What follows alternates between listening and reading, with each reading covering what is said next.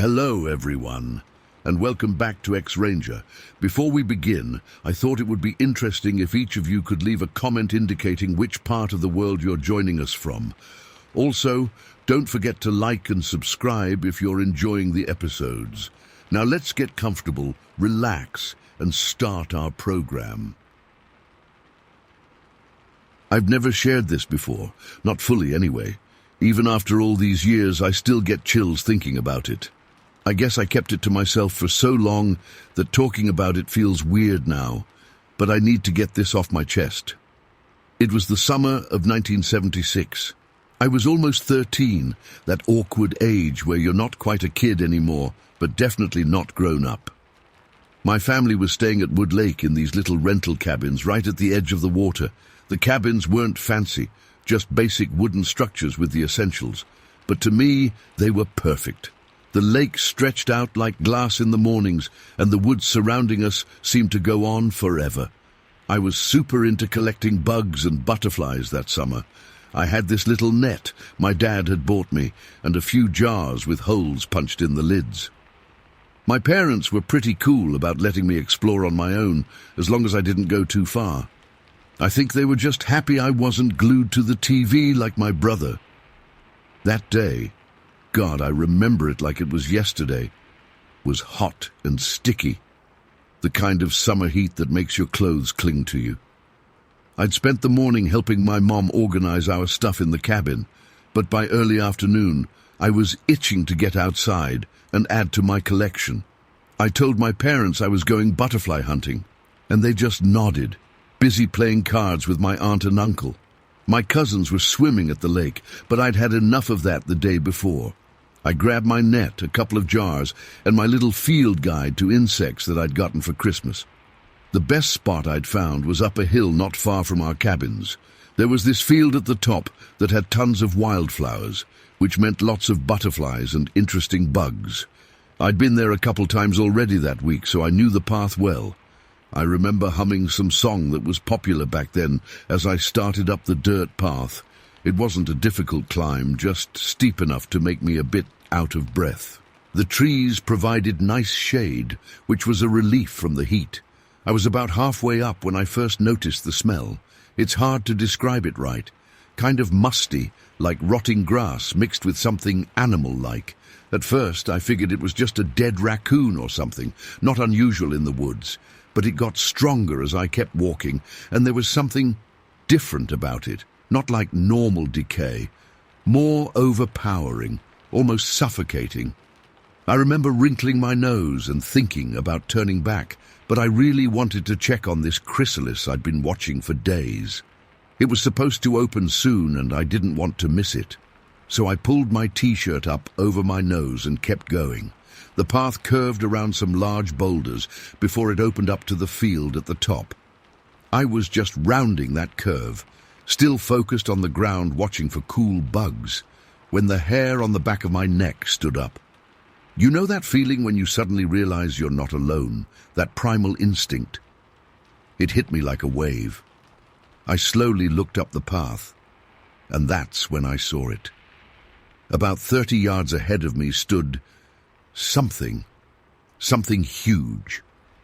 My brain couldn't process it at first. It was standing upright like a person, but it was massive, way taller than any man I'd ever seen, 7 feet at least, maybe more. And it was covered in long, dark hair, not fur exactly, but hair that hung from its body. Its face is what I remember most clearly. Relatively small compared to its body, almost lost in all that hair, but unmistakably face-like. Not quite human, not quite animal. And its head seemed slightly pointed toward the back, almost cone-shaped. It's so hard to explain, but it wasn't like anything I'd seen before or since. For what felt like forever, but was probably just seconds, I stood frozen. My brain was screaming at me to run, but my body wouldn't move. The creature hadn't noticed me yet. It was looking off to the side toward the tree line, but then it turned. Our eyes met, and I swear to God, I felt something pass between us. Recognition, curiosity, I don't know. But it was aware of me, as aware as any person would be. That connection broke whatever paralysis had gripped me. I dropped my net and jars right there on the path and ran. I ran faster than I'd ever run in my life, practically flying down that hill, branches whipping my face and arms. I was convinced it was right behind me, though I never looked back. Couldn't look back. I was too terrified of what I might see. When I burst out of the trees near our cabin area, I didn't stop. My bike was leaning against our cabin porch, and I jumped on it without slowing down, pedaling furiously toward the main campground where there were more people around. My heart was pounding so hard I could feel it in my throat, and my hands were shaking so badly I could barely grip the handlebars. I rode around the campground for nearly an hour, too scared to go back to our cabin, but also too scared to tell anyone what had happened. Who would believe me? My parents would either think I was making it up for attention, or worse, they'd believe me and never let me go anywhere alone again. And my cousins would definitely laugh at me, so I just kept riding, waiting for my pulse to slow down, trying to convince myself I'd seen a bear standing weird or something. Eventually, I had to go back. When I did, my mom asked where my butterfly net was. I lied and said I'd lost it in the field, too embarrassed to admit I'd abandoned it on the path.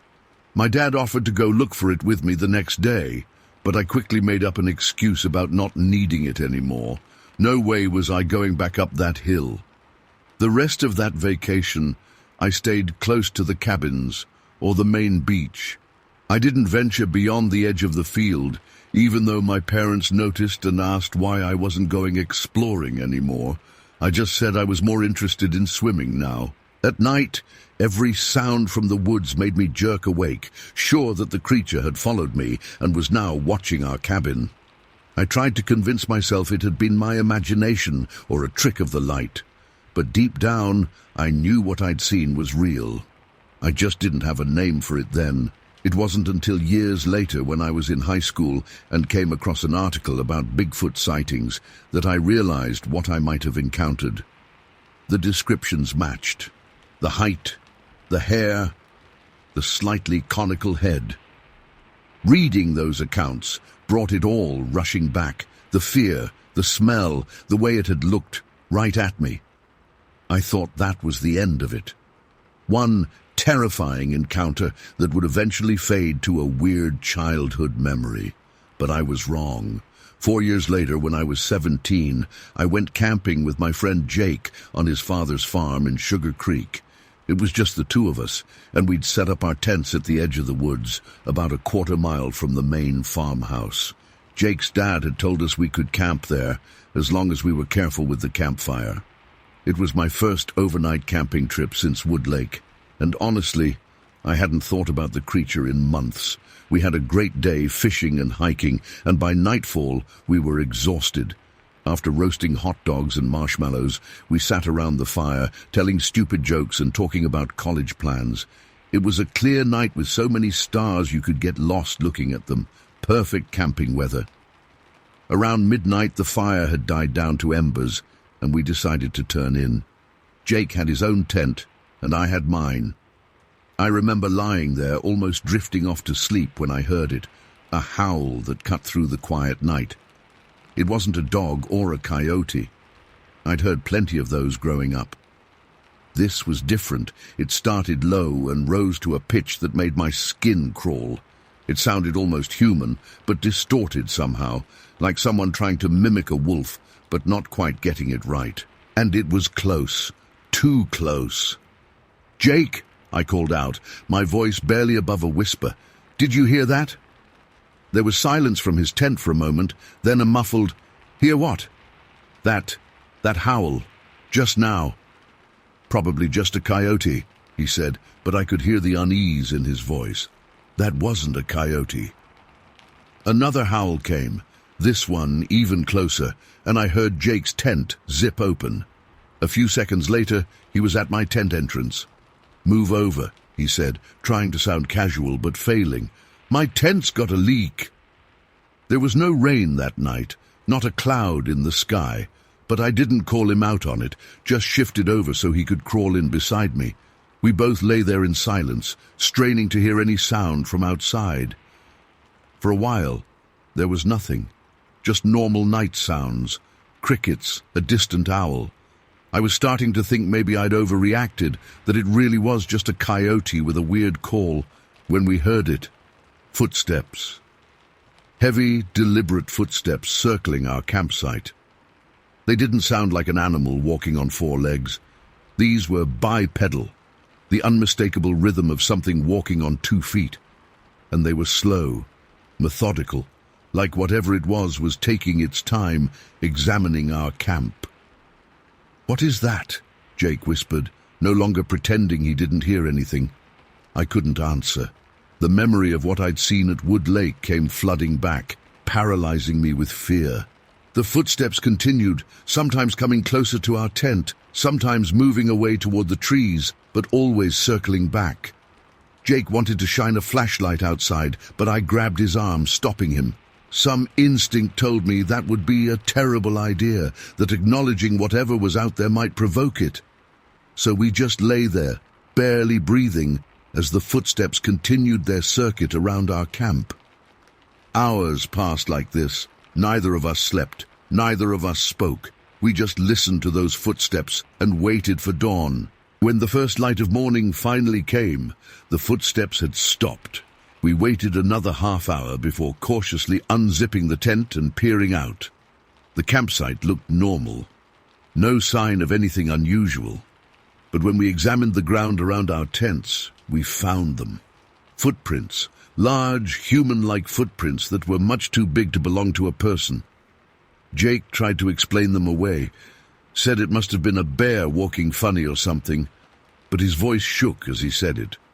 We packed up our stuff in record time and practically ran back to the farmhouse. I never told Jake about what I'd seen at Wood Lake. I'm not sure he would have believed me anyway. We never talked about that night again, but we also never went camping together after that. These experiences changed me. For years, I avoided camping or hiking alone. I still love the outdoors, but there's always this awareness now, this feeling of being watched when I'm in the woods. Sometimes I catch a whiff of that same musty smell, and my heart starts racing all over again. I've read accounts from others who've had similar encounters, and part of me feels relief knowing I'm not alone in this. But another part wishes I could forget it all, go back to when the woods were just woods, not a place where unexpected nightmares might be watching from between the trees. But I can't forget. Those eyes looking at me on that path, those footsteps circling our tent, they're burned into my memory forever. And sometimes, when I'm lying in bed at night and hear something moving outside my window, I wonder if it's found me again. Whatever it was, I wonder if it remembers me too. Story 2. I've always been a skeptic about anything paranormal or cryptid-related. When friends would share stories about ghosts or UFOs, I'd roll my eyes and ask for hard evidence. But what happened last September changed everything I believed about what's real and what isn't in this world. We've lived in our house on the outskirts of East Canton for about 5 years now. It's a nice place, not too far from town, but far enough that we've got some space to breathe. Our backyard borders a large cornfield that belongs to a farmer down the road, and beyond that is a stretch of woods that follows a creek. Pretty standard rural Ohio landscape. September 2011 started like any other month. The corn was high, the weather was starting to cool down, and we were settling into our fall routine. I've always been a bit of a night owl, and usually end my day with a cigarette on the back deck before heading to bed. It's peaceful out there at night. You can see the stars without all the light pollution from the city, and the only sounds are usually just crickets and the occasional distant car. On the night of September 3rd, a Saturday, I was out on the deck around 2 a.m., having my last smoke of the day. The air was unusually still, almost heavy, and the crickets had gone quiet. I didn't think much of it at first, just enjoying the silence when I heard it. The best way I can describe it is a low, guttural growl. Not like a dog or coyote. This was deeper, more resonant, like it came from something with a massive chest cavity. It came from the direction of the cornfield, not too far past our property line. I froze mid-drag on my cigarette, straining to hear better. The growl came again, slightly louder this time. It made the hair on the back of my neck stand up. I'm not ashamed to admit I stubbed out my cigarette and went inside pretty quickly after that. I told myself it was probably just a coyote or maybe even a bear, though we rarely get bears around here. The next night, Sunday, I was hesitant to go out for my usual smoke, but did anyway. Almost like clockwork, around 2:15 a.m., I heard the same growl. This time it seemed closer, like whatever was making it had moved up to the edge of the cornfield. I scanned the darkness, but couldn't see anything moving among the stalks. When I went back inside, my wife Kim was still up, reading in bed. I mentioned the strange growl, and her reaction surprised me. "I've heard that before," she said, putting her book down, "about 2 weeks ago when I was bringing in the laundry from the line. I thought it was just the Nelson's dog from down the road." That unsettled me. We both heard the same thing, weeks apart. The rest of the week was quiet. No strange sounds during my late-night smokes. I almost convinced myself it was just some temporary visitor passing through, maybe a coyote with a weird vocal range or something. Then came Friday, September 9th. My son Tyler was home from college for the weekend. He's always been the outdoorsy type, hunting, fishing, camping, all the stuff I was never really into. When I mentioned the strange growls to him over breakfast, his eyes lit up with interest. "Let's check it out, Dad," he suggested. "If something's hanging around our property, we should know what it is," I reluctantly agreed. Tyler's enthusiasm was contagious, and I figured having him along would make it safer. We decided to explore the area between our property and the cornfield that afternoon. The day was overcast but warm, typical early September weather for Stark County. Around 3 p.m., Tyler and I headed out with just a couple of bottles of water and my phone. I regret now not bringing a better camera or even a weapon of some kind. But like I said, I was a skeptic. I wasn't expecting to find anything unusual. The first strange thing we noticed were the stick formations at the edge of our property. About 5 feet into the cornfield, there was a collection of branches arranged in a way that didn't look natural. 3 long sticks propped against each other to form a kind of teepee structure, with smaller sticks arranged in patterns around it. Tyler pointed it out. "That's weird," he said, kneeling to examine it. "These aren't broken branches that fell. They've been snapped cleanly and deliberately placed here." I shrugged it off. "Probably neighborhood kids playing around." Tyler gave me a look. "Dad, we don't have any neighbors with kids that age, and these woods aren't exactly a playground." He had a point, but I still wasn't ready to jump to any bizarre conclusions. We moved deeper into the cornfield, following what looked like a path where the corn had been pushed aside. The stalks were tall enough to obscure our view in all directions, creating an eerie green tunnel. After about 50 yards, we reached the other side where the cornfield bordered the woods. Here we found more stick structures, larger this time, with thicker branches arranged in X patterns against trees. Some were tied together with what looked like plant fibers. I couldn't explain those away as easily. Tyler spotted a deer trail leading along the creek that ran through the woods, and we decided to follow it. The creek wasn't large, maybe 10 feet across at its widest, but the water was clear and moving steadily. The woods were denser than they appeared from our house, with old oaks and maples creating a thick canopy overhead. As we walked, I noticed the forest getting quieter. No birds chirping, no squirrels rustling in the underbrush. Even the sound of the creek seemed muffled somehow. I'm not usually one to get spooked, but something felt off. Tyler sensed it too. I could tell by the way he kept stopping to look around, his body language tense.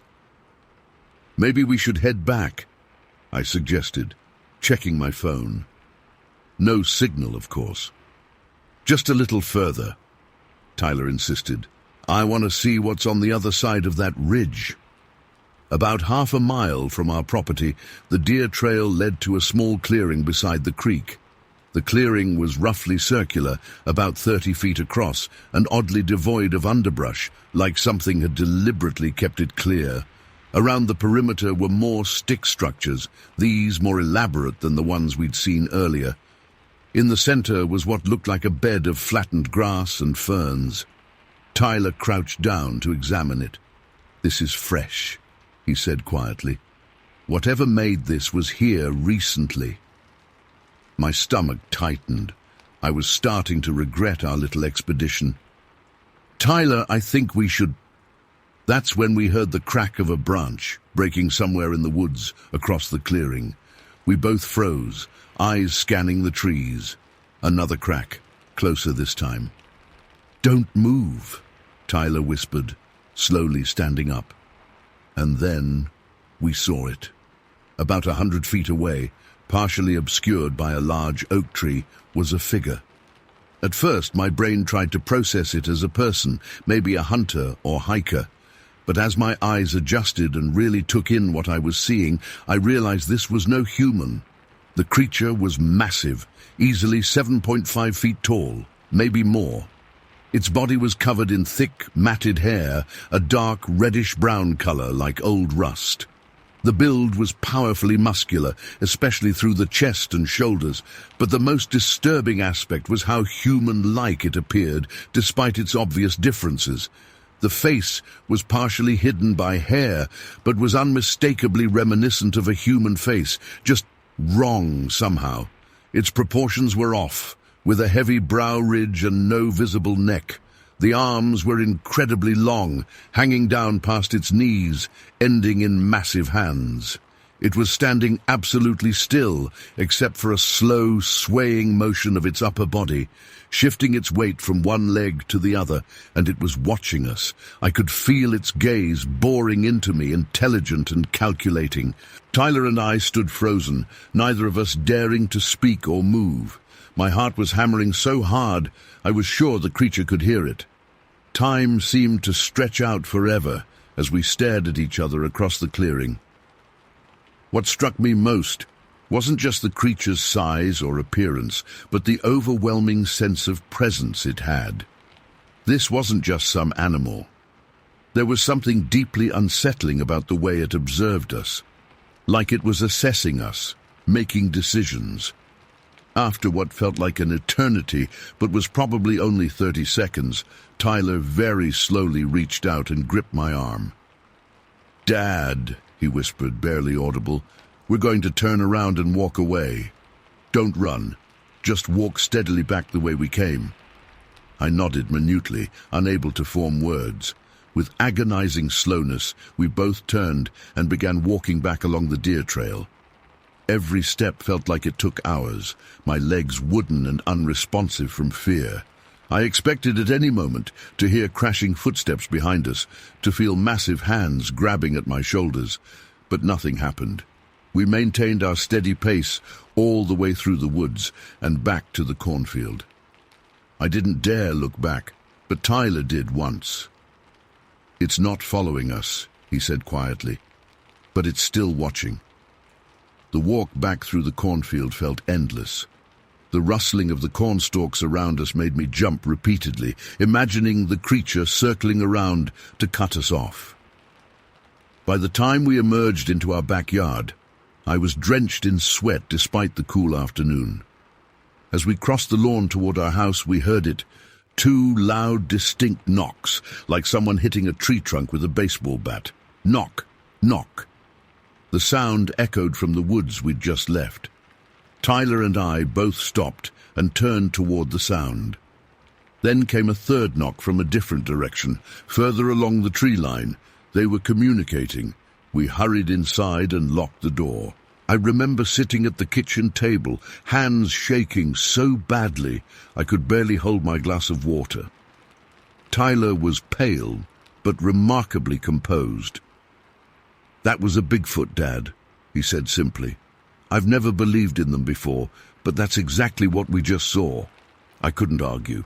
There was no other explanation that made sense. What we saw wasn't a bear, wasn't a man in a suit, wasn't any known animal. The intelligence in its eyes, the deliberate stick structures, the knocking communication, it all fit with stories I'd dismissed as nonsense my entire life. For the next week, I didn't go outside after dark. I heard the growls again, closer to the house now, almost every night. Kim heard them too. We didn't tell anyone else. Who would believe us? I installed motion-activated floodlights along the back of our property and kept a baseball bat by the back door. The creature never approached the house directly, but sometimes in the morning we'd find evidence it had been nearby, unusual footprints in the soft earth, broken branches, or more of those stick structures closer to our property line. Then, almost as suddenly as it began, the activity stopped. By the end of September, the cornfield was harvested, eliminating the easy concealment near our property. We haven't heard the growls or found any new stick structures since. I've spent countless hours researching Bigfoot encounters since then, and our experience matches dozens of others from across the country. The physical description, the stick structures, the tree knocks, these are all commonly reported by people who've had encounters. I know how this sounds. If someone had told me this story a year ago, I'd have thought they were making it up or had been drinking. But I know what we saw. Tyler knows what we saw. It was real, it was intelligent, and it lives in the woods not far from where people go about their daily lives, completely unaware. I'm not trying to convince anyone. I'm just putting this out there because keeping it inside has been eating at me. Sometimes I wake up at night and stare out at those woods, wondering if it's out there watching our house, wondering if it remembers us as clearly as we remember it. One thing's for certain, I don't take those late-night smokes on the deck anymore. Story 3, Norway. I still can't sleep well, even though it's been almost 7 months since it happened. I've never talked about this with anyone besides my immediate family and the 2 researchers who came to investigate afterward. They told me other people have seen similar things around here, but honestly, that doesn't make me feel any better. If anything, it makes it worse, knowing that thing is still out there, possibly watching us. We live in a rural part of Derry Township in Pennsylvania, about a quarter-mile from our nearest neighbor. Our property backs up against a dense stretch of woods that extends for miles. We've always loved the privacy, the quiet, and being surrounded by nature. My husband Mark and I moved here about 15 years ago, and our son Charlie is now 14. He was born here, grew up exploring those woods, at least he used to. It all started on September 11th last year. I remember the date clearly because we'd had a small memorial moment of silence at my workplace that morning. Charlie had just gotten home from school and wanted to ride his bike before dinner. It was a beautiful fall day, warm but with that hint of crispness that comes with early autumn in Pennsylvania. The leaves were just starting to change. Charlie likes to ride the dirt path that runs along the edge of our property before it meets the tree line. He's done it 1,000 times. I was in the kitchen starting dinner when he burst through the back door, his face white as a sheet. I've never seen my son look that terrified. He was trembling and could barely get the words out. When he finally calmed down enough to speak, he told me he'd been riding near the east end of our property when he heard what sounded like someone or something smashing logs and breaking branches in the woods. At first, he thought it might be a bear. We've had black bears around occasionally. But then he saw it. About 300 feet ahead of him, moving along the tree line, was what he described as a big brown human-looking thing. I remember his exact words because they sent an immediate chill down my spine. He said it was man-like but massive, covered head to toe in dark brown hair, and it had to be at least 8 feet tall. What stood out to him most was its strange cone-shaped head, incredibly broad shoulders, and arms that seemed too long for its body. He dropped his bike and froze.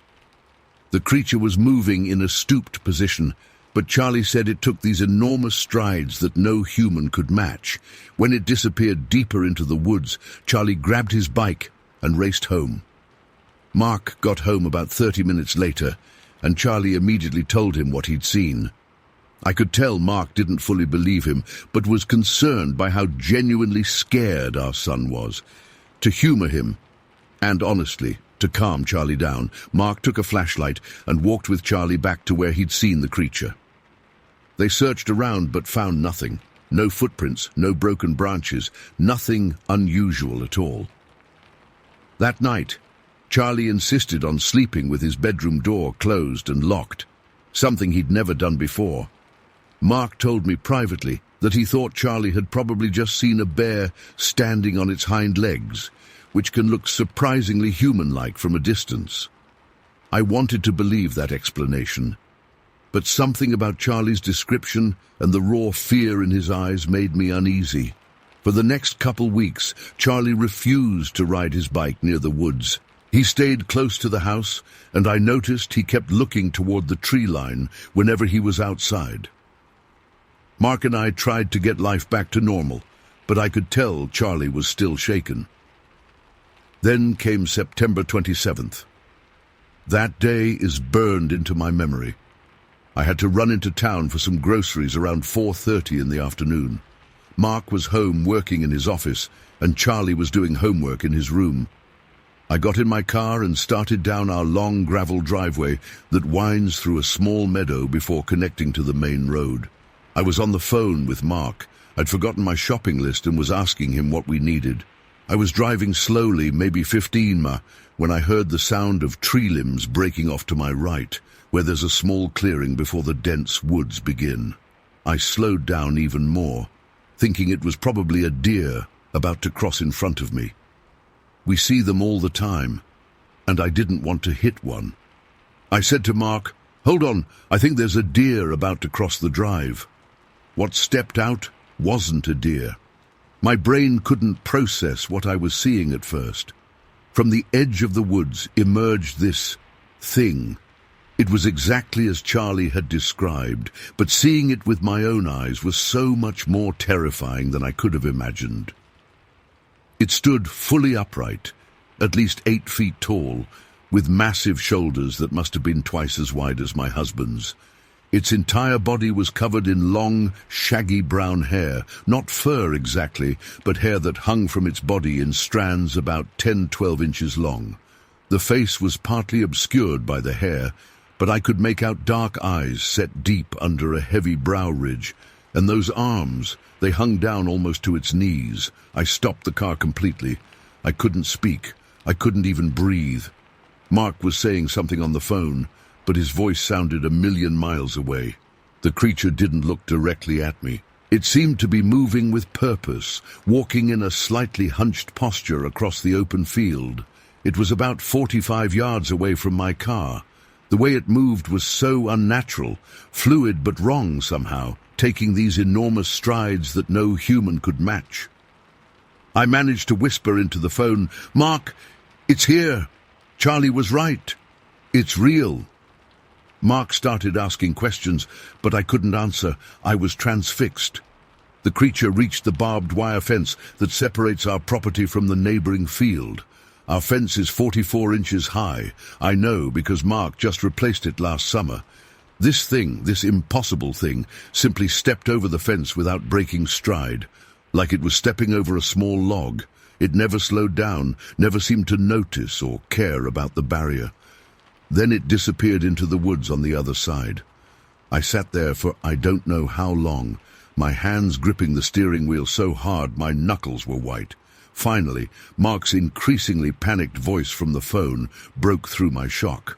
"I'm coming back," I said. "Lock the doors."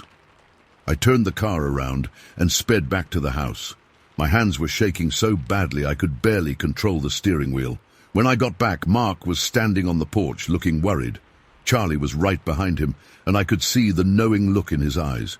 He didn't say, "I told you so." He didn't have to. We went inside and locked every door and window. I told them exactly what I'd seen. Mark didn't try to explain it away this time. We sat in the living room, barely speaking, jumping at every little sound outside. That night, none of us slept. We kept all the lights on. Around 2 a.m., we heard heavy footsteps on our back deck, slow, deliberate steps that made the wood creak under significant weight. Mark grabbed his shotgun from the safe, and we huddled in our bedroom. The footsteps circled the house, pausing occasionally as if it was listening or looking in the windows. We heard deep, heavy breathing outside our bedroom window, a sound I'll never forget. It was like nothing I've ever heard before, not quite human, not quite animal. By dawn, the sounds had stopped. Mark cautiously checked outside, but found nothing except some broken branches near the house and what looked like a large partial footprint in the soft earth by the deck. It was nearly 17 inches long, but the impression wasn't clear enough to make out details. For the next 3 days, we heard it coming back each night, always after dark, always circling the house, sometimes breaking branches or making odd grunting sounds. We considered leaving, but we were terrified it might follow us or attack if we tried to get to our cars. On the 4th night, Mark decided to call the police. They sent one officer who looked around with a flashlight, found nothing, and clearly thought we were either pranking him or having some kind of shared delusion. He suggested we might have a bear problem and left. We contacted a research group that investigates Bigfoot sightings. I'd never given any thought to such things before. They were just silly stories as far as I was concerned. But after what we saw, we were desperate for answers. 2 researchers came out the following week. They seemed genuinely interested and didn't make us feel crazy. They searched the woods and found some broken branches high up that they said couldn't have been broken by a human or typical wildlife. They also found what they believed might be hair samples caught on our fence, which they took for analysis. We never heard the results. The activity gradually decreased over the next few weeks, though we would occasionally hear wood knocks from the forest at dusk. By November, it seemed to have moved on. But here's the thing. I know it's still out there. Sometimes, when I'm alone in the house, I get this overwhelming feeling of being watched. Charlie won't go near the woods anymore. Mark installed security cameras all around our property, but we haven't captured anything definitive. We've talked about moving, but this is our home. We don't want to be driven away, but I don't feel safe here anymore. I keep wondering, what did it want? Why did it watch us for so long? Was it curious, territorial, something else? I still drive that same route every time I leave our property. Every single time, I slow down at that exact spot, holding my breath, both dreading and somehow expecting to see it step out from the trees again. The worst part isn't even the creature itself. It's the knowledge that something can exist that completely shatters everything you thought you knew about the world. There are things in those woods that shouldn't exist, but they do. And once you've seen them, you can never unsee them or go back to the comfortable ignorance you had before. I check the locks 3 times every night now. I keep a flashlight by my bed, and I never, ever look directly out the windows after dark, because I can't shake the feeling that if I did, I might see a pair of eyes looking back at me from the edge of the woods, watching, waiting. For what, I don't know. And that barbed wire fence. Mark added another 2 feet of height to it last month, but we both know it wouldn't make any difference. If that thing wants to come back, a fence isn't going to stop it. Story 4. I've been debating whether to share this for years. Most people would think I'm crazy, and honestly, sometimes I wonder if I am. But I know what I saw. It was July 10th, 2009, just outside Uniontown in Fayette County, Pennsylvania. I remember the date exactly because I had just gotten my paycheck and was heading to the bank to deposit it before the weekend. It was around 6 p.m., still plenty of daylight left since it was summer. The weather was perfect, clear skies, not too hot. I was driving my old Honda Civic down this winding country road I'd taken hundreds of times. Nothing special about that day. I had the radio on low, just humming along to whatever was playing. You know, one of those normal, forgettable days where nothing extraordinary is supposed to happen. I wasn't speeding or anything, probably going about 35-40 miles so. The road wasn't particularly busy. I think I'd passed maybe 2 cars in the last 10 minutes. There were woods on both sides of the road, typical Pennsylvania countryside. I've always loved those roads, surrounded by trees and occasionally opening up to fields and farms. Been driving them my whole life. I remember looking down for just a second to adjust the air conditioning. When I looked back up, I noticed movement from the left side of the road. At first, I thought it was a person about to step out onto the road.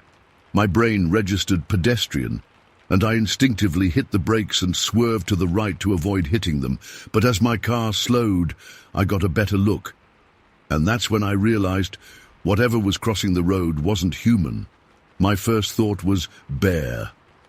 We have black bears in Pennsylvania, and sometimes they cross roads. But no, this thing was standing upright, walking on 2 legs, and it was tall, really tall. I remember my hands gripping the steering wheel so tight my knuckles went white. My car came to a complete stop as this creature, this thing, turned its head and looked directly at me. I swear to God, time froze in that moment. It was covered in dark hair, not black, more like a deep brown or maybe dark reddish brown. The hair wasn't matted like you might expect from an animal that lives in the woods. It was kind of shaggy, especially around what I assume was its head. And that head, it was elongated, not round like a human's, with this wild-looking hair all over it. Its neck was thin and long, which looked weird compared to how big its head was and how wide its shoulders were. But the eyes, Jesus, the eyes are what I still see when I close my own at night. They were huge, at least twice the size of human eyes, and completely dark. I couldn't see any whites at all. They were set wide apart on its face, and they had this intensity to them, not animal-like, but not human either. There was intelligence there, and something else I can't explain. They looked fierce, predatory maybe. I've never felt so seen in my entire life. The thing's face was mostly covered in hair, but there was this white patch of skin exposed. Its nose was flat and dark, almost blending in with the rest of its face. I could make out what looked like ears, but they were covered in hair too. It was standing upright, completely upright like a human, but its proportions were all wrong. Its arms were impossibly long, hanging down past its knees. The body was stocky and muscular, not fat, but powerful looking. Like a bodybuilder, but with weird proportions. All of this registered in what was probably only 2-3 seconds, but it felt like an eternity. Then, before I could even process what I was seeing, the thing moved. And holy shit, it moved fast.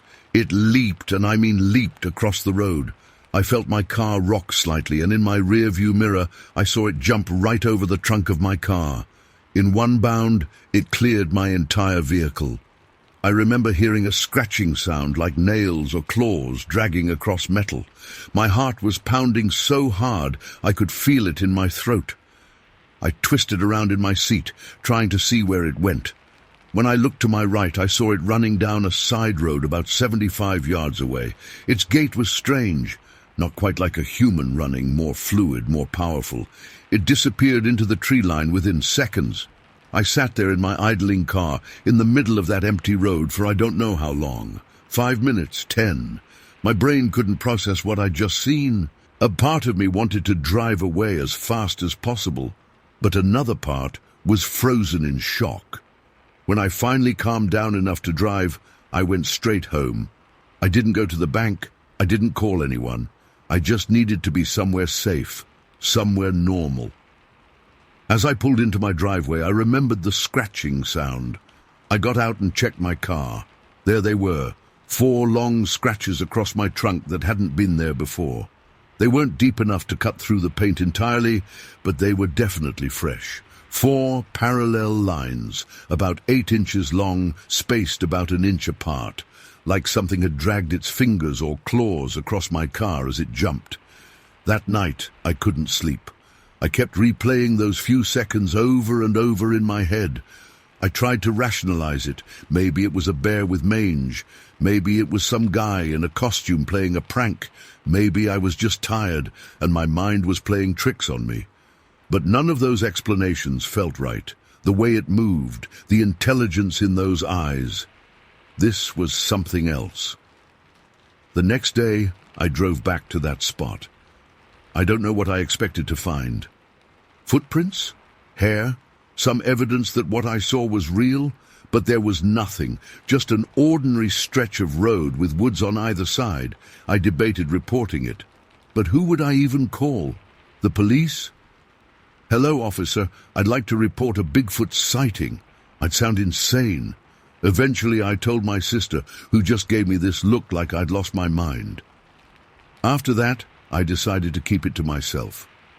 For weeks afterward, I took different routes to work, avoiding that stretch of road. Every time I drove past woods, I found myself scanning the tree line, half expecting to see that figure again. Every unusual shadow made me jump. I started having nightmares where those eyes were watching me from the darkness. The scratches on my car were the only physical evidence I had, and even those could be explained away. Maybe I'd backed into a bush with branches. Maybe someone had keyed my car in a parking lot. But I know the truth. Those scratches weren't there before that encounter, and they appeared immediately after. About a month later, I finally worked up the courage to search online for similar sightings in the area. I found a few vague reports from over the years, strange noises in the woods, glimpses of large figures, unusual footprints. Nothing as clear or close up as what I experienced, but enough to make me wonder if others had seen the same thing. What haunts me the most isn't just what I saw, but the feeling I had when it looked at me. There was recognition there, awareness. It wasn't just a startled animal that happened to cross my path. For a split second, we connected, two intelligent beings sizing each other up. And in that moment, I wasn't the apex predator. I've never been a believer in cryptids or paranormal stuff. I always thought Bigfoot was just a legend, something made up to sell t-shirts to tourists. But now, I don't know what to believe anymore. All I know is what I saw that day was real, it was intelligent, and it wasn't supposed to exist. I still drive that same Honda. The scratches are still there, though they've faded over time. Sometimes I touch them just to remind myself that I didn't imagine the whole thing. I've thought about getting them fixed, but a part of me needs that evidence, that small confirmation that I'm not crazy. It's been over a decade now, and I've never seen anything like it again. I've mostly come to terms with the experience, but I still get chills driving down wooded roads at dusk. I still scan the tree line. I still wonder if it's out there, watching from the shadows. And sometimes on quiet nights when I can't sleep, I wonder if it remembers me too. The weird thing is, I've lived in Pennsylvania my whole life and spent plenty of time outdoors. I've seen bears, deer, all kinds of wildlife. But nothing prepared me for what I saw that day. The size of it, the way it moved, it shouldn't have been possible. A creature that big shouldn't be able to move that fast, to leap that high. It defied everything I thought I knew about the natural world. I've tried to draw what I saw a few times, but I can never get it right. The proportions always look wrong on paper, more like a badly drawn person than what I actually witnessed. Those eyes especially, I can't capture their intensity, that feeling they gave me of being utterly exposed, like it could see right through me. Some nights I still wake up in a cold sweat, feeling like I'm being watched. I'll get up and check the locks on my doors and windows, peek through the blinds at the darkness outside. It's irrational, I know. Whatever I saw that day has probably moved on, deep into the forests where people rarely go, but that primal fear remains. I don't drive down that road anymore if I can help it, not because I'm afraid of seeing it again, though I am, but because part of me is afraid I won't, that I'll start to doubt my own memory, convince myself it never happened at all. The scratches on my car are the only thing that keeps me sane sometimes, tangible proof that something crossed my path that day, something that shouldn't exist but does. 4 simple lines that changed how I see the world forever. I've never been able to explain what I saw to this day, and maybe that's okay. Maybe some things aren't meant to be explained, just experienced and remembered. All I know is that the woods don't feel empty to me anymore. When I look at those endless trees stretching into the distance, I know there are secrets out there, things that most people will never see. And sometimes, if you're unlucky or lucky, I still don't know which, those secrets step out into the open, just for a moment long enough to change your life forever. Story 5. I've kept this to myself for over 35 years, but I need to get it off my chest. I was just a kid, but I know what I saw.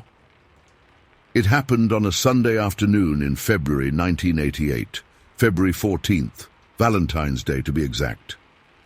I remember because my mum had made heart-shaped pancakes for breakfast that morning.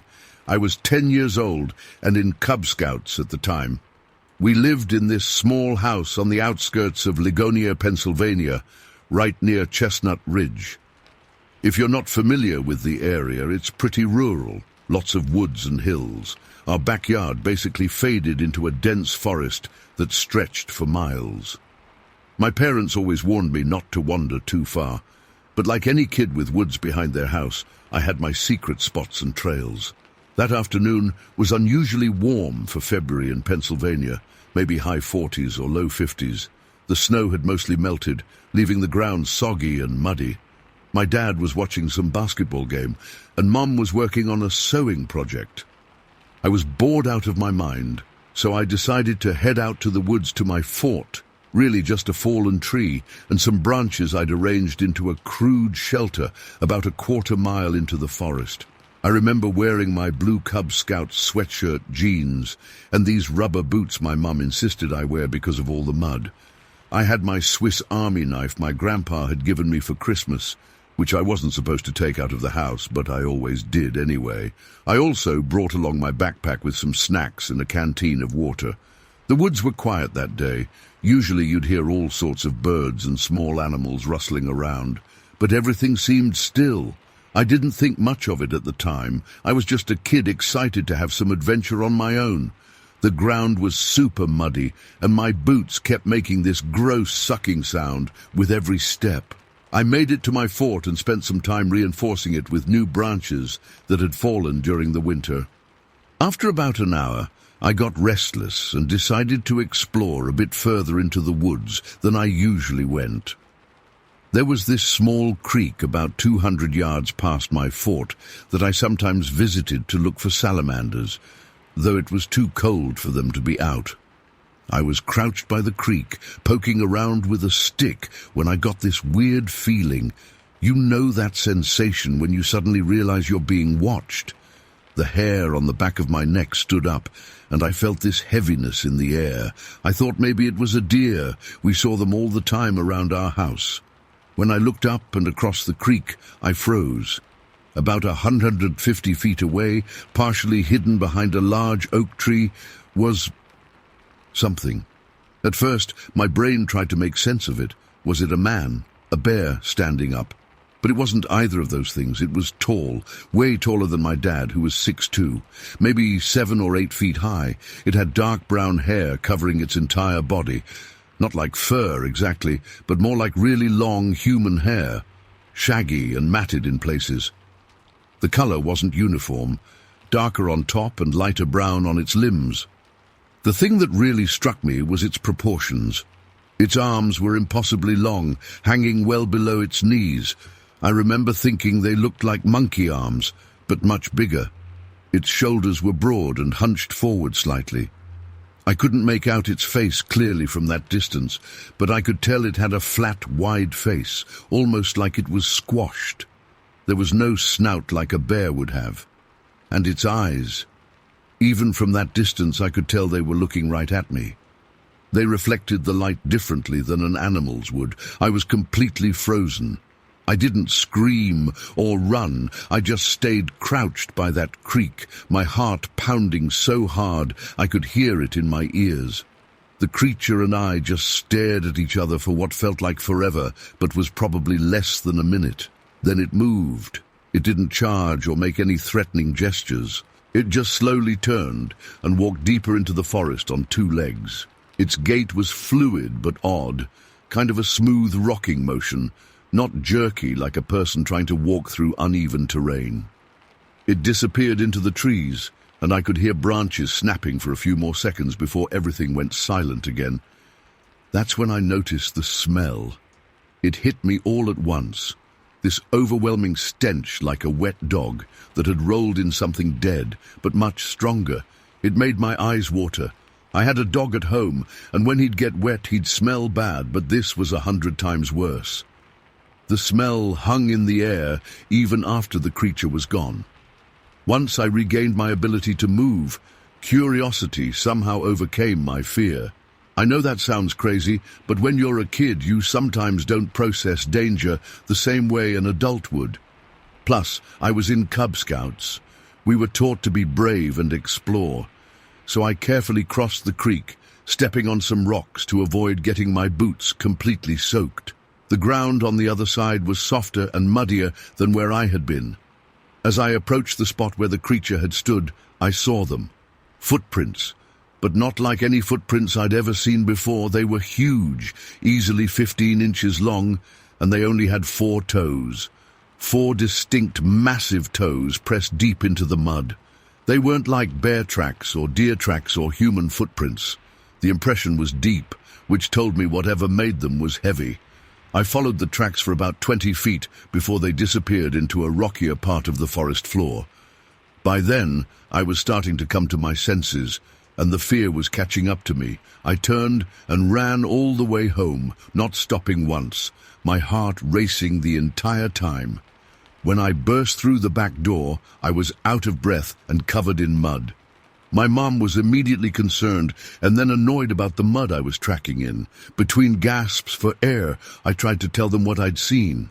I described the tall, hairy creature, the long arms, the footprints with 4 toes, the terrible smell. My dad exchanged a look with my mum. That adult look that says, let's humor him. He asked if I was sure it wasn't just a bear. I insisted it wasn't. It walked on 2 legs the whole time, had those weird long arms, and the footprints were nothing like a bear's. Plus, bears have 5 toes, not 4. I knew that from my scout handbook.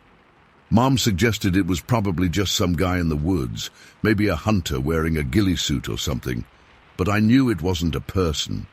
No human has proportions like that, and no costume could have moved so naturally. After a few minutes of my insisting, Dad sighed and said, "Son, you've got a good imagination, but you need to be careful about making up stories. There are no monsters in those woods." My mom nodded and told me to go clean up for dinner. I felt so frustrated. I wasn't making it up or imagining things. I knew what I saw. That night I couldn't sleep. Every sound outside my window made me jump. What if the creature had followed me home? What if it was watching our house? The next day at school, I tried telling my best friend Mike about it during lunch. He seemed interested at first, but then laughed and asked if I'd been watching too many episodes of Unsolved Mysteries. I shut up after that and decided not to tell anyone else. But I couldn't stop thinking about what I'd seen. That Wednesday afternoon, I went to the local library after school. The librarian, Mrs. Hoffman, knew me pretty well since I was always checking out books on dinosaurs and space. I asked her if she had any books about animals in Pennsylvania. She showed me several field guides, and I spent hours going through them, looking at every possible animal that could live in our woods. Nothing matched what I'd seen. Black bears were the closest in size, but everything else was wrong. The face, the arms, the way it walked, those 4-toed footprints. In the back corner of the library, there was a section of older books about local history and folklore. I found one called Unexplained Phenomena of the Appalachian Mountains and started flipping through it. There was a short chapter about something called the Pennsylvania Bigfoot, with a crude drawing that made my stomach drop. It looked similar to what I'd seen, though the drawing showed a more ape-like face than what I remembered. The book mentioned other sightings around Chestnut Ridge dating back to the 1960s. People described a tall, hair-covered creature with a strong odor. Some accounts mentioned unusual footprints. I read every word of that chapter at least 3 times, my heart racing the whole time. When I got home, I tried again to tell my parents, this time armed with the information from the book. My dad got stern and told me he didn't want to hear any more about monsters in the woods. My mum seemed concerned, but not about the creature, about me. She asked if I was feeling okay and if something was bothering me at school. They just weren't listening. Over the next few weeks, I didn't go back to my fort or anywhere near that creek. I stuck to playing in our yard where the house was always in sight, but I couldn't stop thinking about what I'd seen. I started having dreams about it. Not exactly nightmares, but unsettling dreams where I'd see the creature watching me from the edge of the woods, or I'd be following those 4-toed footprints through an endless forest. My parents eventually noticed my reluctance to go into the woods, which I'd always loved before. My dad tried to help by walking with me back to my fort one Saturday morning.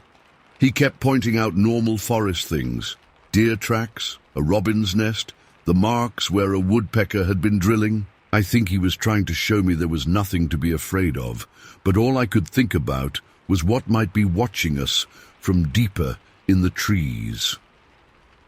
When we got to the creek, I showed him the area where I'd seen the creature. The footprints were long gone, washed away by rain or just faded with time.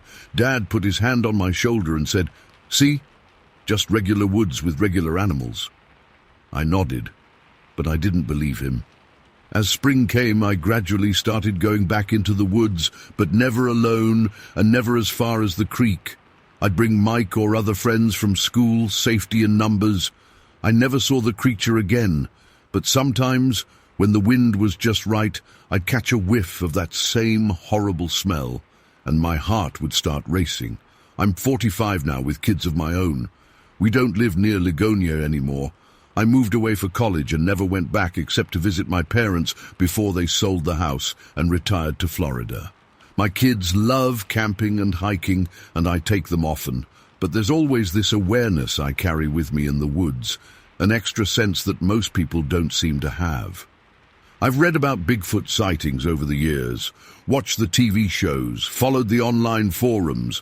Some accounts sound ridiculous, clearly made up for attention, but others describe exactly what I saw that day. The height, the long arms, the 4-toed footprints, that unmistakable smell. I don't tell many people about what happened. My wife knows, and she doesn't dismiss it outright, which I appreciate. But she hasn't seen what I saw, so there's always that gap in understanding. I know what I encountered that February afternoon wasn't a bear, wasn't a man in a costume, wasn't my imagination. It was something else, something that isn't supposed to exist according to science. But it was real. I saw it. It saw me. And sometimes when I'm lying awake at night, I wonder if it remembers me too. To this day, I can't explain what I encountered in those Pennsylvania woods. I just know that for a brief moment, I looked into the eyes of something that shouldn't exist, something that has probably been walking those forests for centuries, rarely seen, but always there. And no matter how many people disbelieve me or how many years pass, nothing will ever convince me that what I saw that day wasn't real. Story 6. I never thought I'd be writing something like this. I honestly never believed in Bigfoot or any of that cryptid stuff before. I'm not some conspiracy theorist who sees monsters in every shadow. I'm just a normal guy from Somerset County, Pennsylvania, who experienced something last winter that I still can't explain. It happened back in January when we had that cold snap. I work at a warehouse about 5 miles from the old train station, and sometimes I walk home through the woods behind it, because it cuts about 20 minutes off my commute. I've taken that path hundreds of times over the years. It follows along the railroad tracks for a while before cutting through the forest to my neighborhood. Nothing weird had ever happened there before. That day, I got off work around 5:30. It was already getting dark since it was winter, that weird bluish dusk light where you can still see, but everything looks kind of hazy. The temperature had dropped to around 15 degrees, and the ground was completely frozen solid. You know that sound when you walk on completely frozen dirt? That hollow, crunchy sound that echoes slightly. That's what my footsteps sounded like as I walked the path. I had my earbuds in, listening to a podcast, half paying attention to where I was going since I knew the path so well. I was bundled up pretty good. Heavy coat, wool hat, thick gloves. My breath was making those little clouds in front of my face. Just a normal winter evening walk home. The path behind the train station starts pretty wide, almost like a service road, then narrows as it gets deeper into the woods. There's this one part where it runs parallel to the railroad tracks for about a quarter mile before veering off into the trees. That's where it happened. I was just reaching that turn when I heard a crack above me. It was loud enough that I heard it clearly through my podcast. I yanked my earbuds out and froze. For a second I thought maybe it was just ice breaking off a tree branch, but then a massive branch, and I mean massive, like bigger around than my thigh, crashed down and landed literally 3 feet in front of me. My heart almost stopped. If I'd been walking just a little faster, that thing would have hit me directly. It could have killed me. I jumped back and looked up, thinking maybe the cold had snapped the branch. That's when I saw it. About 30 yards ahead of me on the path stood something. At first my brain tried to make it a person, like maybe some really tall guy in a winter coat, but within seconds I realized what I was looking at wasn't human. This thing was huge. I'm 6'1", and this creature towered over what I'd imagine a person my height would look like at that distance. It had to be at least 8 feet tall, maybe even 9. It was just standing there, completely motionless, staring directly at me. The light was fading, but I could still make out its silhouette clearly against the lighter background of the path. It had this massive head that seemed to sit directly on its shoulders, with no real neck that I could see. The shoulders themselves were incredibly broad, way wider than any humans could possibly be, even with layers of winter clothing. I stood completely still. I was terrified, but also completely confused by what I was seeing. My mind kept trying to rationalize it. Maybe it's a bear standing on its hind legs. But no, the proportions were all wrong. Bears don't stand that straight. And the arms... Oh God, the arms hung down past its knees, way past its knees. As my eyes adjusted more to the dim light, I could see it was covered in what looked like hair or fur, not like a furry costume. This was different. It moved slightly in the breeze, not like fabric, but like actual hair. Dark brown or black, hard to tell in the fading light. We just stared at each other. I couldn't move.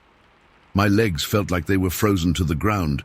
My breath was coming in short gasps that hurt my lungs in the cold air. The thing didn't move either, it just stood there watching me. The silence was the eeriest part. The woods were completely quiet except for one sound, its breathing. I could hear it from 30 yards away. Heavy, rhythmic breathing, not panting like an animal, more deliberate, in, out, like a massive set of bellows. I don't know how long we stood there staring at each other. It felt like an eternity, but was probably only about 5 minutes. My mind was racing, trying to process what I was seeing. I kept blinking hard, thinking maybe my eyes were playing tricks on me in the low light, but every time I opened them, it was still there. Its face was... I still have trouble describing it. The eyes were set wide apart, wider than a human's, and they caught what little light was left in a way that made them appear to almost glow. Not like reflective animal eyes, but just intense. I couldn't make out a lot of detail, but I could tell it had a prominent brow ridge and a flattened nose area. My phone was in my pocket. I could have tried to take a photo, but I was too scared to move. Something deep inside me, some primal instinct, told me that any sudden movement might provoke it, and I did not want to provoke it. Those fingers. That's another detail that keeps me up at night. As it stood there, its arms hanging by its sides, I could make out its hands. The fingers were unnaturally long, almost disproportionate to the rest of its body, not like claws, just long, like a human hand stretched out to uncanny proportions. After what felt like forever, it finally moved. It didn't charge at me or anything dramatic like that. It just turned. Slowly, deliberately, it turned its massive body to the side. There's a steep embankment off to the side of the path there, maybe 5 or 6 feet high. This thing just casually stepped over it with one stride, a distance that would have taken me a running jump to clear. When it moved, I noticed something else strange. It had this odd gait, kind of stooped forward but still upright, not hunched over like an ape, but not standing fully erect like a human either. Something in between. As it disappeared over the embankment, I heard its footsteps. The ground was frozen solid, remember? My footsteps made that hollow, crunching sound.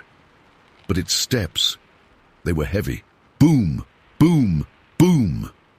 I could feel the vibration through my boots. Each step sounded like someone dropping a sandbag from shoulder height, even though the ground was like concrete from the cold.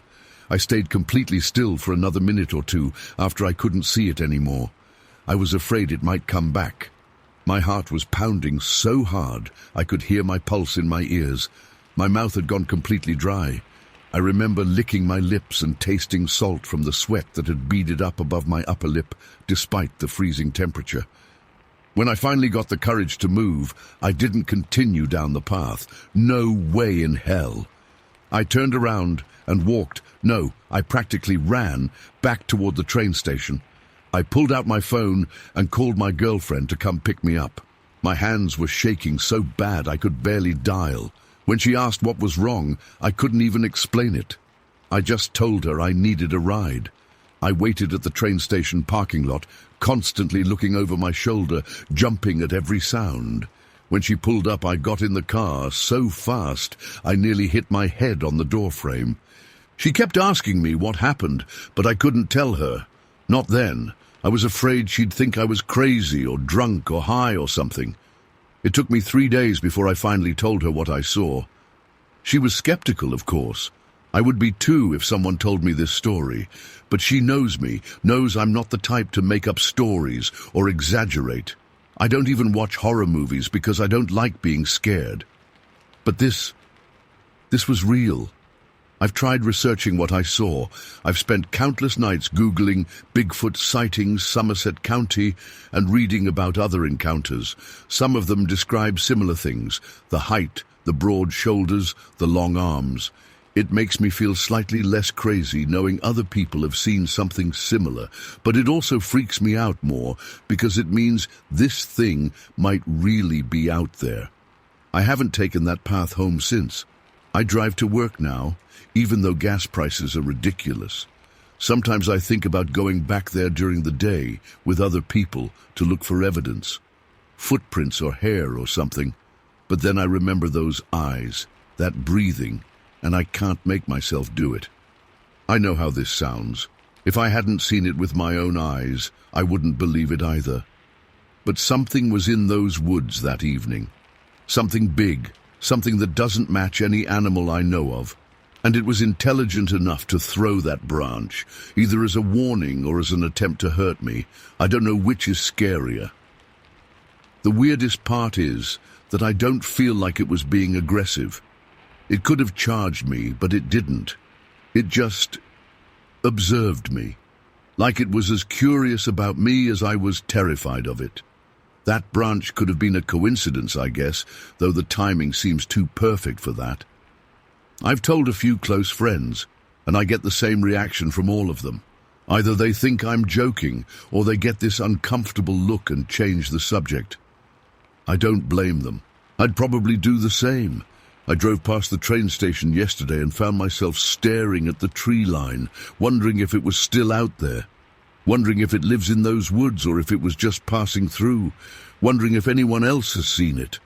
I keep replaying those moments in my head, trying to remember more details. Did it make any sounds other than breathing? Did it have a neck that I just couldn't see in the dim light? Was its fur matted or smooth?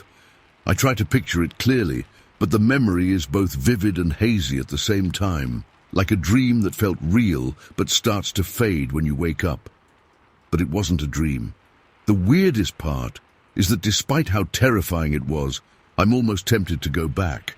Not alone, and definitely not at dusk, but part of me wants confirmation, wants to know for sure that I saw what I think I saw.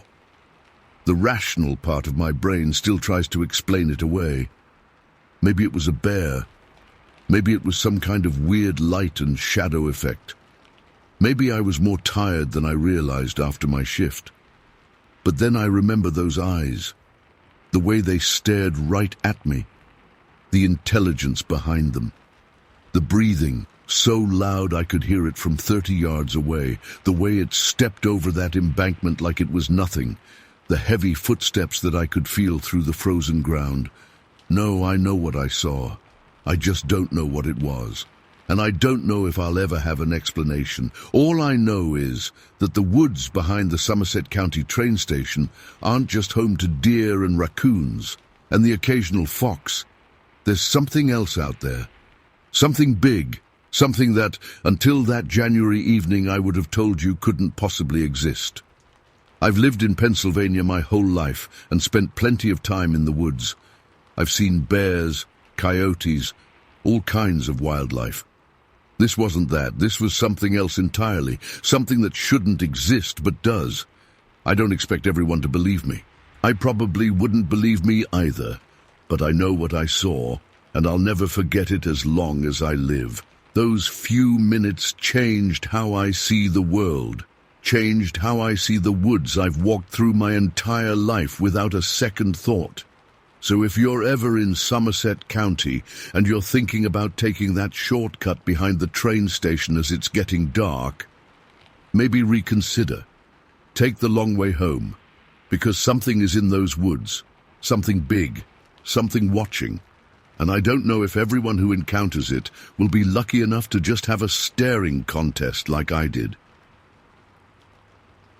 Story 7. I've been debating whether to share this for months now. I'm still trying to make sense of what happened that night between Youngwood and Newstant. My hands are actually shaking as I type this. I guess I'm hoping someone out there has experienced something similar or can offer some explanation, because I honestly haven't been able to look at wooded areas the same way since. This happened last October. The weather had finally cooled down, and it was one of those perfect fall nights with a bright moon and crisp air. My wife Jen and I had been cooped up all week with work stress, so when our friends Mark and Lisa suggested we take advantage of the full moon with a late-night walk to the scenic lookout spot, it seemed like exactly what we needed. Mark grew up in Youngwood and knew all the local spots. He'd been talking about this lookout point for ages, saying how you could see for miles when the moon was full. I'd never been there before, but they assured us it was worth the hike, even at night. We weren't exactly dressed for hiking, just jeans and light jackets. But the trail wasn't supposed to be difficult. We parked in this small gravel lot near the baseball field around 11 p.m. There weren't any other cars there, which wasn't surprising given the hour. The moonlight was bright enough that we didn't even need our phone flashlights at first, though we all had them ready, just in case. The trail started behind the baseball field and wound up through some woods to the lookout point. Looking back, I noticed something weird right from the start. The woods were unusually quiet. I'm no outdoorsman, but I've been on enough night walks to know you typically hear insects, maybe an occasional owl or rustling in the underbrush. But that night, nothing. At the time, I didn't think much of it. Figured maybe it was just too cold for much wildlife activity. About 10 minutes into our walk, we passed this old capped gas well. I wouldn't have even noticed it if Mark hadn't pointed it out. just this metal pipe sticking out of the ground with a cap on top, left over from when they used to drill in the area decades ago. As we walked by it, I swear to God, the thing started making this weird rattling noise, like something was moving inside it or underneath it. Lisa joked, "Looks like someone left the gas on."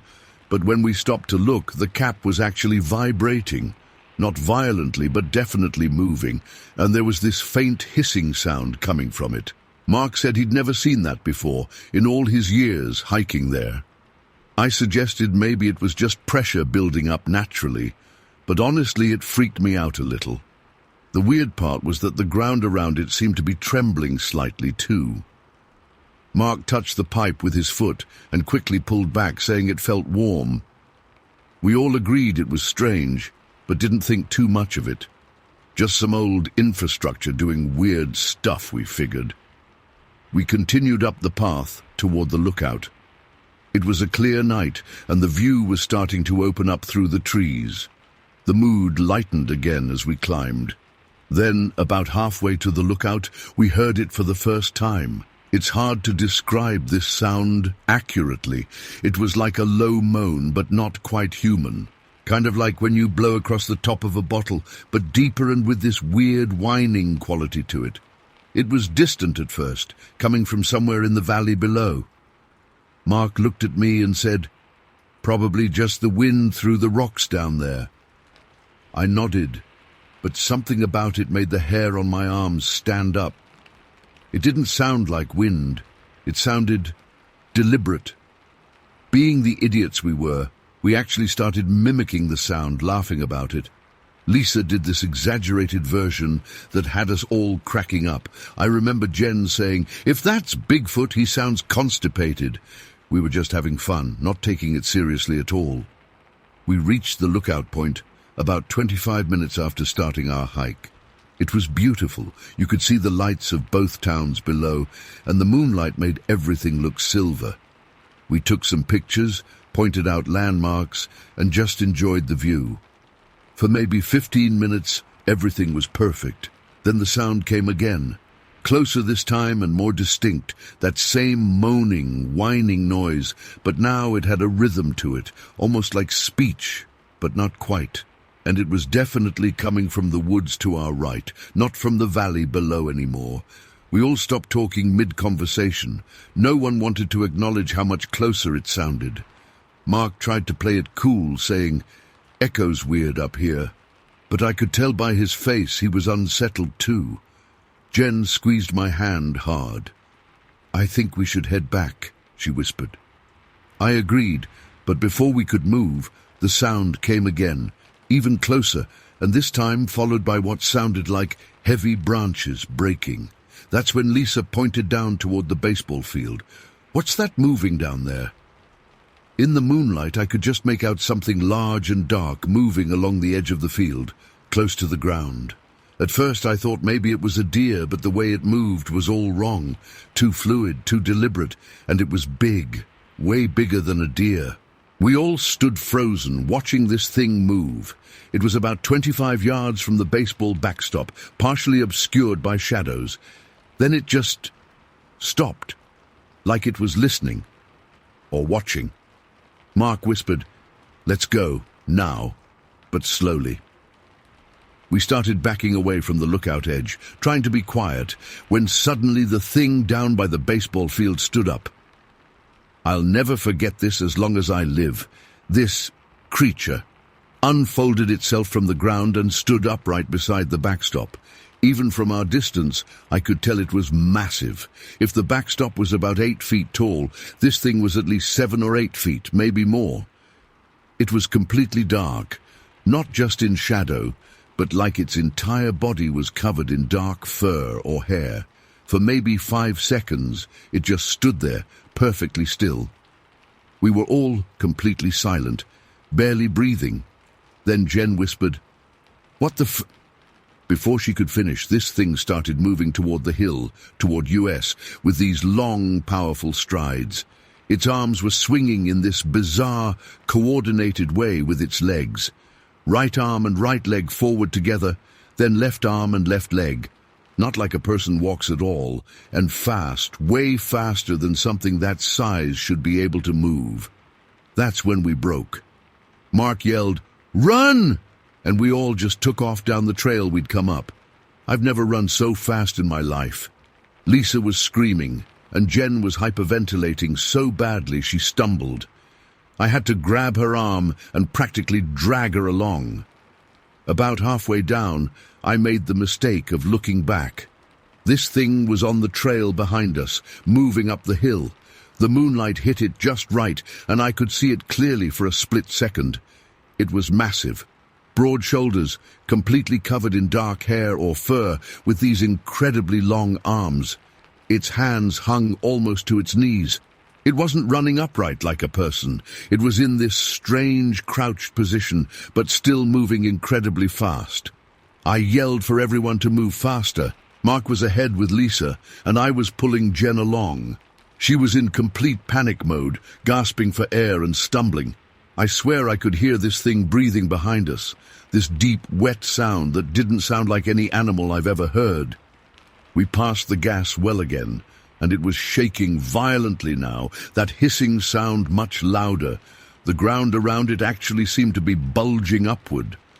I don't know if it was related to the creature or just a bizarre coincidence, but it added to the absolute terror of the moment. When we finally broke through the trees to the parking lot, we practically dove into Mark's SUV. He fumbled with the keys, swearing and shaking, while I kept looking back at the tree line. I swear I could see it standing there, just at the edge of the woods, watching us. Not coming into the open, but not retreating either.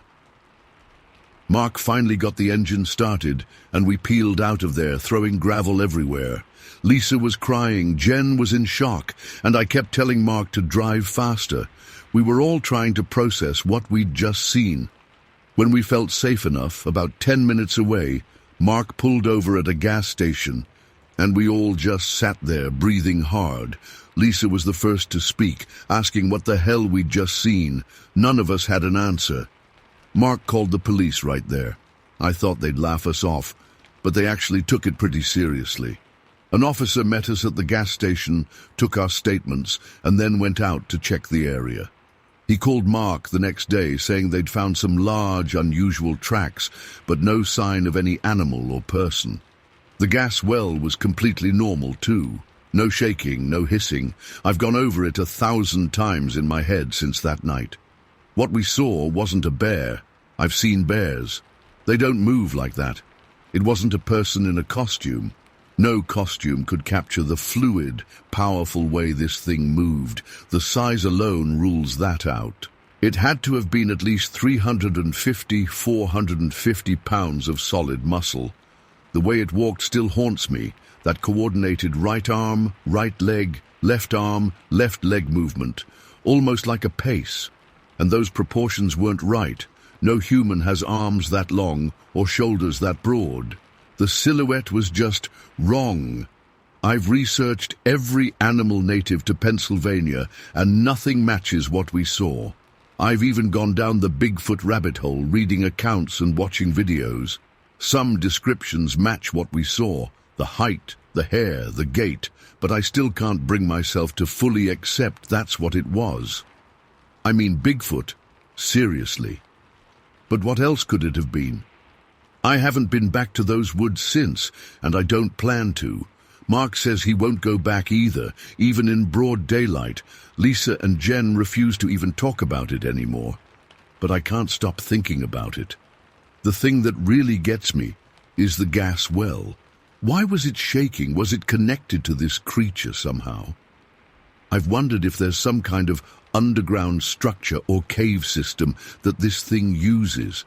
The timing seems too coincidental otherwise. I keep expecting to see news reports of other sightings in the area, but there's been nothing. Sometimes I wonder if we imagined the whole thing, but then I remember the pure terror I felt, the way this thing moved, the sound of its breathing. 4 people don't hallucinate the exact same thing. So that's my story. I don't expect anyone to believe me. Hell, I'm not sure I would believe it if someone else told me. But I know what I saw that night between Youngwood and Newstant. I know something was out there that defies explanation, something that shouldn't exist, but does. And the worst part? I can't shake the feeling that it's still there, in those woods, and that it was watching us long before we ever noticed it. Every time I hear an unusual sound at night now, especially that low moaning, I freeze. Every shadow seems suspicious. I've moved on with my life as best I can, but a part of me is still on that hillside, watching in horror as something impossible emerged from the darkness and changed everything I thought I knew about the world. Story 8.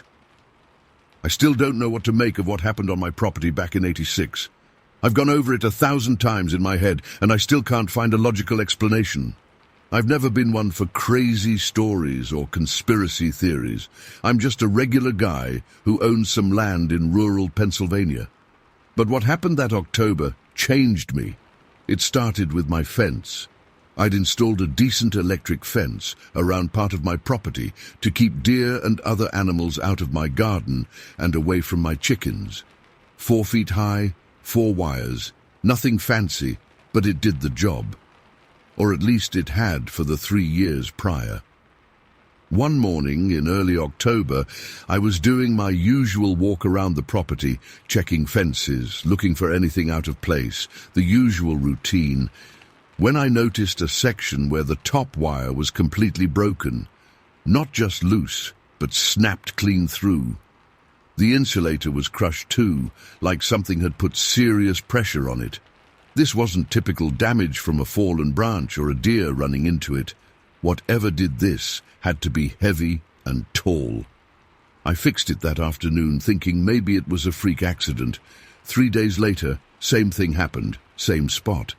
I'd been dealing with properties and animals long enough to know this wasn't normal.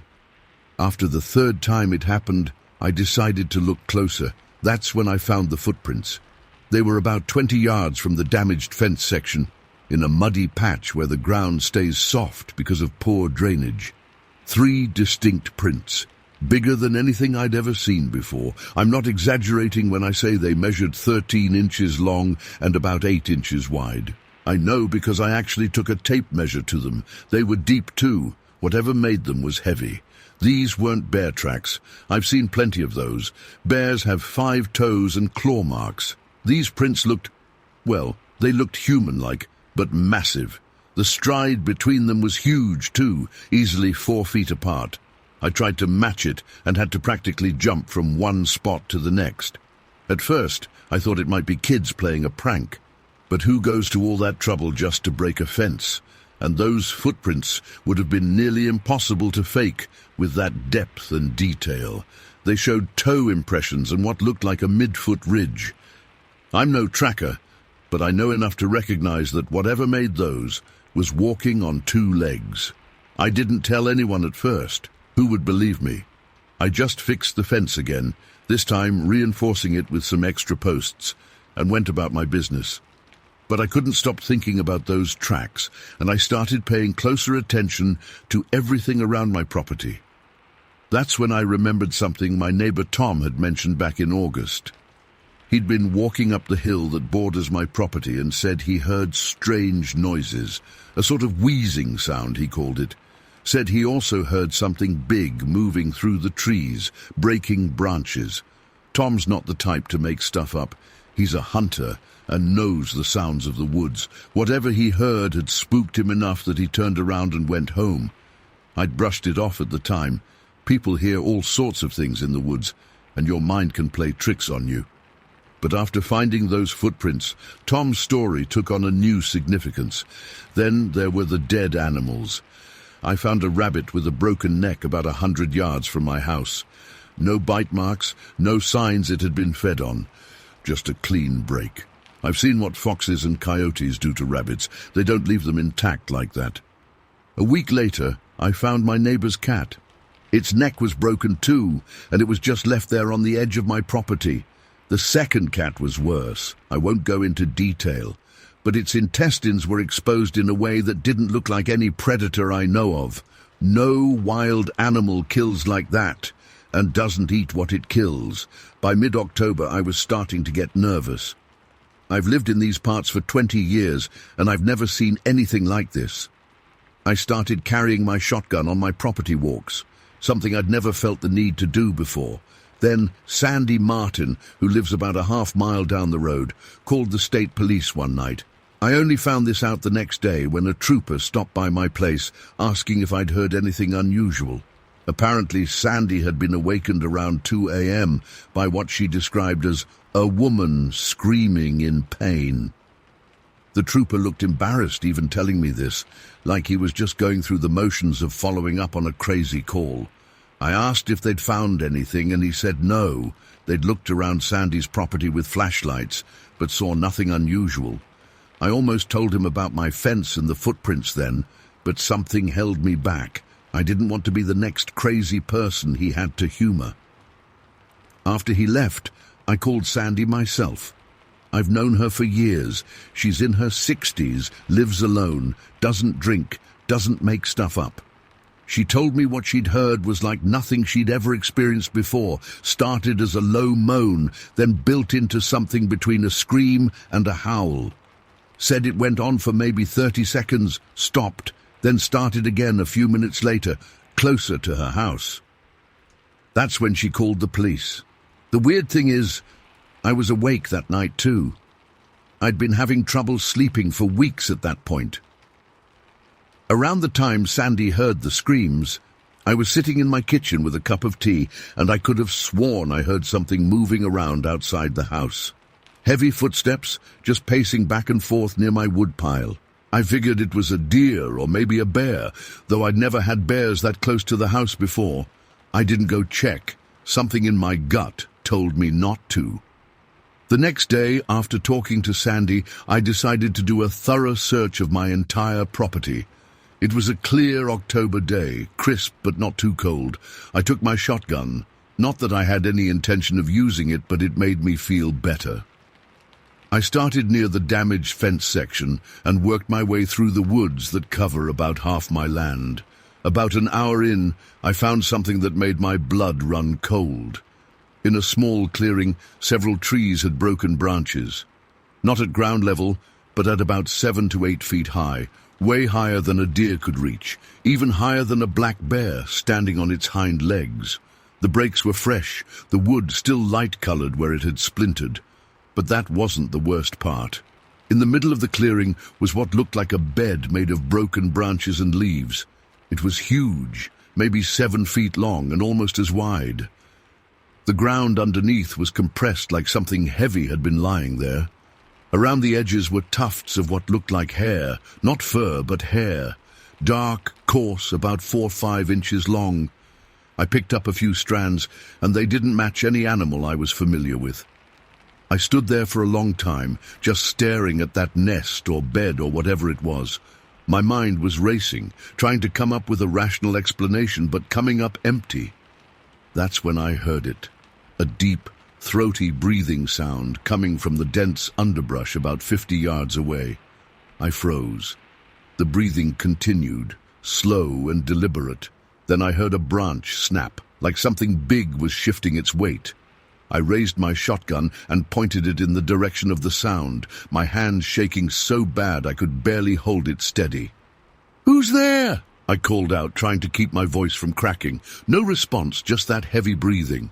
I'm not ashamed to say I backed away slowly, then turned and walked as fast as I could back toward my house, checking over my shoulder every few steps. I didn't run. Somehow that felt like it would be worse, like it would trigger something to chase me.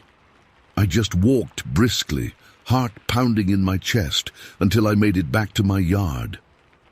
That night, I called a buddy who works for the state wildlife department. Without giving too many details, I asked if there had been any unusual animal sightings in the area. He chuckled and said, "You mean besides the Bigfoot reports?" I thought he was joking, but he wasn't. Apparently, there had been numerous reports over the years of Bigfoot or Sasquatch sightings in our county. Most had been dismissed as hoaxes or misidentifications, but a few had come from credible sources: hunters, rangers, people who knew the outdoors. He'd never given them much thought, he said, but there had been a cluster of reports in the past few months from areas not far from my property. I hung up and sat in my kitchen staring out the window at the darkness.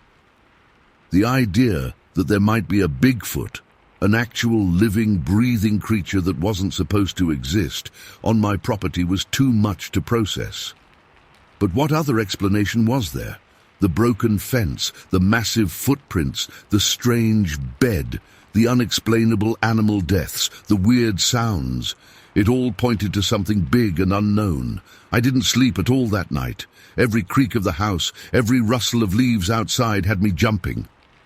Around 3 a.m., I heard something on my porch. Heavy footsteps, slow and deliberate, walking back and forth. Then a strange smell seeped in through the cracks around my door, musky, wild, like wet dog, but stronger and ranker. I sat in my living room with my shotgun across my lap, listening, barely breathing. After what felt like hours, the footsteps moved away. I didn't look out the window, didn't want to know what I might see. When dawn finally came, I ventured outside. There on my porch were muddy footprints, the same enormous, human-like prints I'd found by the fence. They went back and forth across my porch, then down the steps and around to the side of the house where my kitchen window is, like whatever it was had been looking in at me while I sat at my table the night before. That day, October 28th, 1986, a date I'll never forget, everything came to a head. I was at my breaking point, hardly slept in days, jumping at every sound. I decided I needed to confront whatever this was, or at least get evidence that would make people believe me. I set up my camera with a telephoto lens on a tripod facing the woods where I'd found the bed. Then I positioned myself on my back porch with binoculars and my shotgun, and I waited. The afternoon dragged on with nothing happening. The sun started to set, casting long shadows across my yard. I was about to pack it in when I saw movement at the tree line. At first I thought it was just branches swaying in the wind, but there was no wind that evening. I raised my binoculars and focused on the spot. What I saw still haunts me. A massive shape, at least 7 feet tall, was partially hidden behind a large oak tree. It was covered in dark hair, with long arms that hung almost to its knees. Its face was hidden in shadow, but I could make out a broad, powerful chest and shoulders. It was just standing there, watching my house, watching me. My hands were shaking so badly I couldn't keep the binoculars steady. I lowered them and picked up my shotgun instead, but I couldn't bring myself to aim it. Something about the way the creature was just standing there, observing, not threatening, made me hesitate. For what felt like an eternity, we just stared at each other across the yard. Then it shifted slightly and I caught a glimpse of its face. I wish I hadn't. It wasn't a bear or any animal I recognized. It had a flat, almost human-like face, with deep-set eyes that reflected the fading light. But it wasn't human. The proportions were all wrong, the brow too heavy, the jaw too massive. It made a sound then, that same wheezing noise Tom had described, but it changed into a low, rumbling growl that I felt more than heard. Then it raised one hand, not a paw, a hand with fingers, and seemed to reach out toward me like it was trying to communicate. That broke my paralysis. I stood up suddenly, knocking over my chair. The creature immediately reacted, dropping to all fours with surprising speed and crashing back into the underbrush. The noise it made moving through the woods was incredible. Branches snapping, ground shaking. No bear moves like that. I ran to where my camera was set up, praying I'd caught something on film. But when I checked, the camera had been moved. The tripod legs were in the same spot, but it had been turned away from the woods, pointing at nothing but the side of my house. Something had deliberately moved it. That night was the worst. The creature, Bigfoot, Sasquatch, whatever it was, circled my house for hours. I could hear it moving, that distinctive heavy gait. Sometimes it would stop outside a window and just stand there, breathing. The smell would seep in, and I knew it was inches away, just a pane of glass between us. I sat in the center of my living room with all the lights on, shotgun ready, phone nearby in case I needed to call for help. Though what could anyone have done? Toward dawn, it finally left. I heard it move off into the woods, those heavy footsteps fading away. When daylight came, I went outside to find new footprints all around my house. The electric fence had been completely torn down in one section, posts and all. And on my porch was a dead rabbit, neck broken, laid out like some kind of offering. I sold the property 6 months later, couldn't live there anymore, not with the constant fear, the feeling of being watched. I never saw the creature clearly again after that October night, but I would hear it sometimes moving in the woods. The fence kept getting damaged. Animals kept turning up dead. Before I moved, I talked to some old-timers in the area. They weren't surprised by my story, said there had been tales of the Pennsylvania wild man going back generations. One elderly man told me his grandfather had encountered something similar in those same woods in the 1890s. I've never told this story publicly before. Who would believe me? But I know what I saw. I know what was living in those woods on my property. And sometimes, when I'm lying awake at night, I still hear that strange, wheezing breath. And I wonder if it's found someone else's property to haunt, or if it's still out there in those Pennsylvania woods, watching and waiting. Story 9. I've been sitting on this experience for months, unable to talk about it, but I can't keep it bottled up anymore. I'm not even sure who to tell or where to start, but I need to get this off my chest before it eats me alive. This happened back in late September, when me, Kyle, and Marcus were driving back from a concert in Kyle's beat-up Chevy. We'd taken a shortcut down County Road 16, a rural road that cuts through about 20 miles of farmland and woods. It was around 1 a.m., dark as hell, with only our headlights cutting through the night. We were about halfway home when this loud clang hit the side of the car. Kyle slammed on the brakes, nearly sending Marcus flying from the back seat. "What the hell was that?" Kyle shouted, pulling over to the shoulder. I leaned out my window and saw we'd lost a hubcap.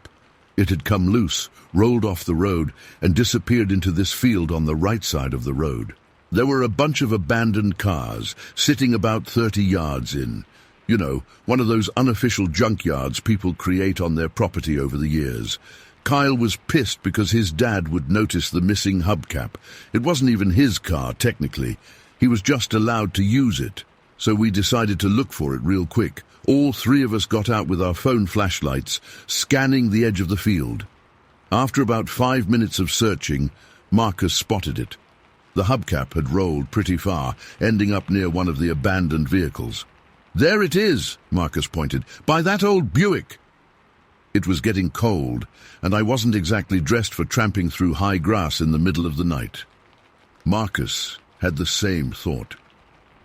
"Kyle, you're the one who needs it.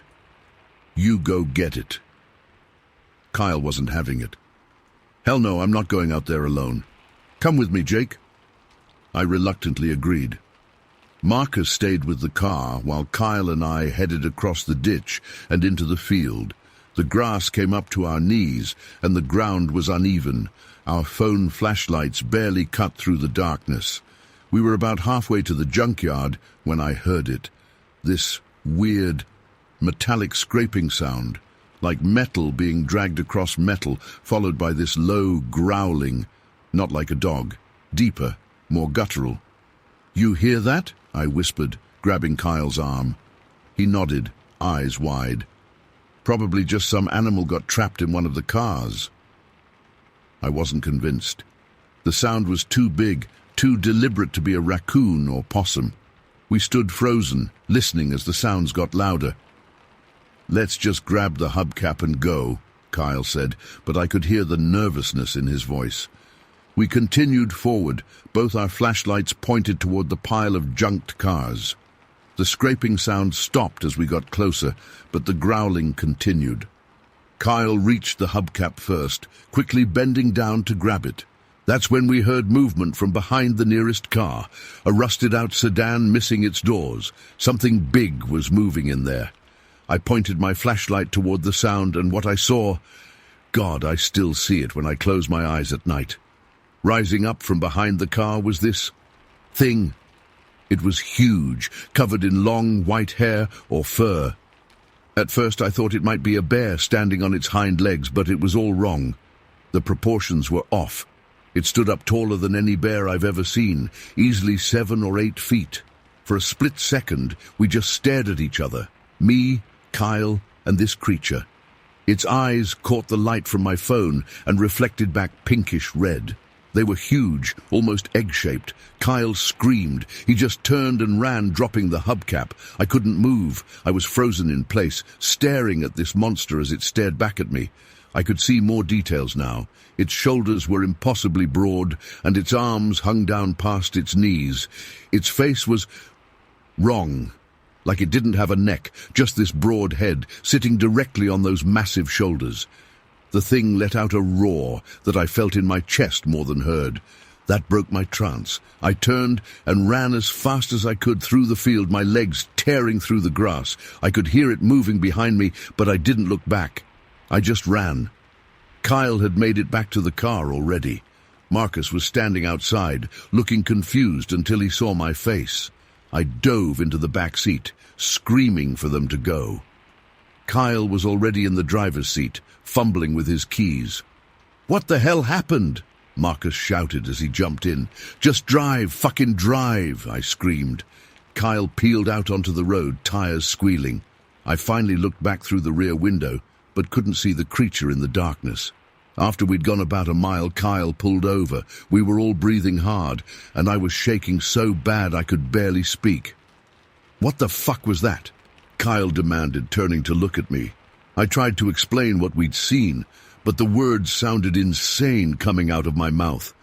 A giant white-haired monster in an abandoned junkyard. Marcus thought we were making it up, pulling some kind of prank. But then Kyle realized he'd dropped his keys back there when he ran. They must have fallen out of his pocket. And my hunting knife, a gift from my dad, had fallen out of my jacket pocket during the sprint back to the car. We argued about what to do. Kyle needed those keys. They had his house key and his locker key at school, and I wanted my knife back, but none of us wanted to return to that field. Finally, Kyle suggested we go back with all 3 of us, using the car's high beams to light up the field. Safety in numbers, you know. Plus, Marcus had this powerful spotlight in the trunk that his dad used for hunting. It was bright enough to light up half a football field. I was terrified, but I also needed that knife. It meant something to me, so against my better judgment we turned around. When we got back to the spot, Kyle positioned the car so the headlights shined into the field. Marcus got out the spotlight. My hands were shaking so bad I could barely hold my phone. "I'm staying in the car," I said. "I'll honk if I see anything." Kyle nodded. He and Marcus got out, Marcus sweeping the spotlight across the field.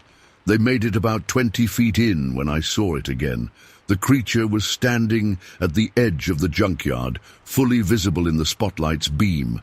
Now I could see it clearly. It was even bigger than I'd thought, at least 9 feet tall. Its body was covered in that same white hair, hanging in matted clumps. Its arms were proportionally too long for its body, hanging down past its knees, ending in what looked like clawed hands. But its face... Jesus. Its face was flat, almost pushed in, with those egg-shaped eyes glowing reddish in the light. It had a wide mouth, but no visible nose that I could see. And like I noticed before, no neck, just this massive head sitting directly on its shoulders. I slammed my hand on the horn. Kyle and Marcus turned, saw the creature, and ran back toward the car. The thing moved too. Fast, way too fast for something so big. It covered ground in these huge, loping strides. Kyle and Marcus made it back to the car just as the creature reached the ditch beside the road. Kyle floored it before Marcus had even closed his door. We sped off, tires screeching. In the rearview mirror, I saw the creature standing in the middle of the road, watching us drive away. None of us spoke for several minutes. That wasn't real, Marcus finally said, his voice shaking. That couldn't be real. But we'd all seen it. There was no denying what was back there. We went to Kyle's house, none of us wanting to be alone. We stayed up all night, trying to make sense of what we'd seen. By morning, we'd convinced ourselves it must have been someone in a costume playing a sick joke. But deep down, I knew better. No costume could move like that. Kyle had spare keys at home, but I still needed my knife. After Kyle and Marcus fell asleep, I made a decision I still regret. I decided to go back alone. In daylight, it would be safer, I told myself. Whatever that thing was, it probably only came out at night. I borrowed Kyle's car without waking him and drove back to the spot. It was around 7 a.m., the sun just coming up. The field looked different in daylight, less threatening, more ordinary. I parked on the shoulder and scanned the area, no sign of the creature. Taking a deep breath, I got out and quickly made my way to where I thought I'd dropped my knife. The grass was trampled down in places, showing our path from the night before. I found my knife after about 5 minutes of searching. Relieved, I turned to head back to the car. That's when I remembered Kyle's keys. I should at least look for them while I was here. I spent another 10 minutes searching, moving closer to the junkyard than I wanted to. I kept glancing at the abandoned cars, half expecting to see that white figure emerge. But nothing moved. Finally, giving up on the keys, I headed back to the car. I was about 20 feet away when I heard it, a heavy thump on the trunk of the car. I froze. Slowly, I raised my eyes to look at the car. In the rearview mirror, I could see something reflected, something white. The creature was leaning on the back of the car, its massive arms resting on the trunk. Its eyes in the mirror glowed red in the early morning light. It was watching me. My legs turned to jelly. I couldn't run, couldn't scream. All I could do was walk, one foot in front of the other toward the driver's side door. The creature didn't move. It just watched me. When I reached the door, I fumbled with the handle, never taking my eyes off the rearview mirror. I slid into the seat and locked the door, hands shaking so badly I could barely get the key in the ignition. The car started, but when I pressed the gas, it didn't move. The creature was holding it down with its weight. I could hear the tires spinning, feel the car straining to move forward. I pressed harder on the gas, the engine roaring. That seemed to startle the creature. It suddenly pushed away from the car, and I lurched forward as the car shot ahead. In the mirror, I saw it standing in the middle of the road, watching me drive away. I didn't stop until I reached Kyle's house. When I got there, I noticed deep scratches on the trunk. 4 parallel lines dug into the metal. Later that day, some kids at a gas station pointed them out and asked if I'd been attacked by a bear. The next day, things got even weirder. I got a phone call from a number I didn't recognize. When I answered, a man identified himself as Special Agent Thomas from the FBI. He asked if I'd been on County Road 16 the previous night. Before I could respond, he told me that whatever I thought I saw, I didn't see it. It would be better for everyone if I forgot about the whole thing. Kyle got a similar call. And that afternoon, 2 black SUVs parked outside my house. Men in suits knocked on my door, asking my mom if they could speak to me. They said they were looking for the driver of a Chevy that had been spotted on County Road 16. My mom said I wasn't home. That was 3 months ago. I haven't been back to that road since. Kyle and Marcus don't want to talk about what happened. Sometimes I wonder if I imagined the whole thing.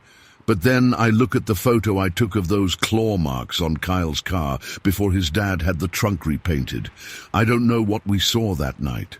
I don't know why the FBI or whoever those men were want to keep it quiet. All I know is that something is out there. Something big, white, and not human. And sometimes late at night I swear I can hear that metallic scraping sound outside my window. Story 10. I've been trying to make sense of what happened last month, and honestly, I still can't explain it. I live in Desper Creek, Alaska, a small place most people have never heard of. We're pretty isolated out here, especially during winter when the snow piles up and the temperatures drop way below what most folks would consider tolerable. February 19th started like any other day, nothing special or out of the ordinary. I'd gone to bed around 10 p.m. after watching some mindless TV show. My 3 dogs, Rusty, my male shepherd mix, Bella and Luna, both female huskies, were curled up in their usual spots around the house. Rusty typically sleeps at the foot of my bed, while the girls prefer the living room. I must have been asleep for about 4 hours when Rusty started whining and pawing at my arm. I checked my phone. It was 2:17 a.m. The other 2 had joined him, all 3 dancing around like they desperately needed to go out. This wasn't completely unusual.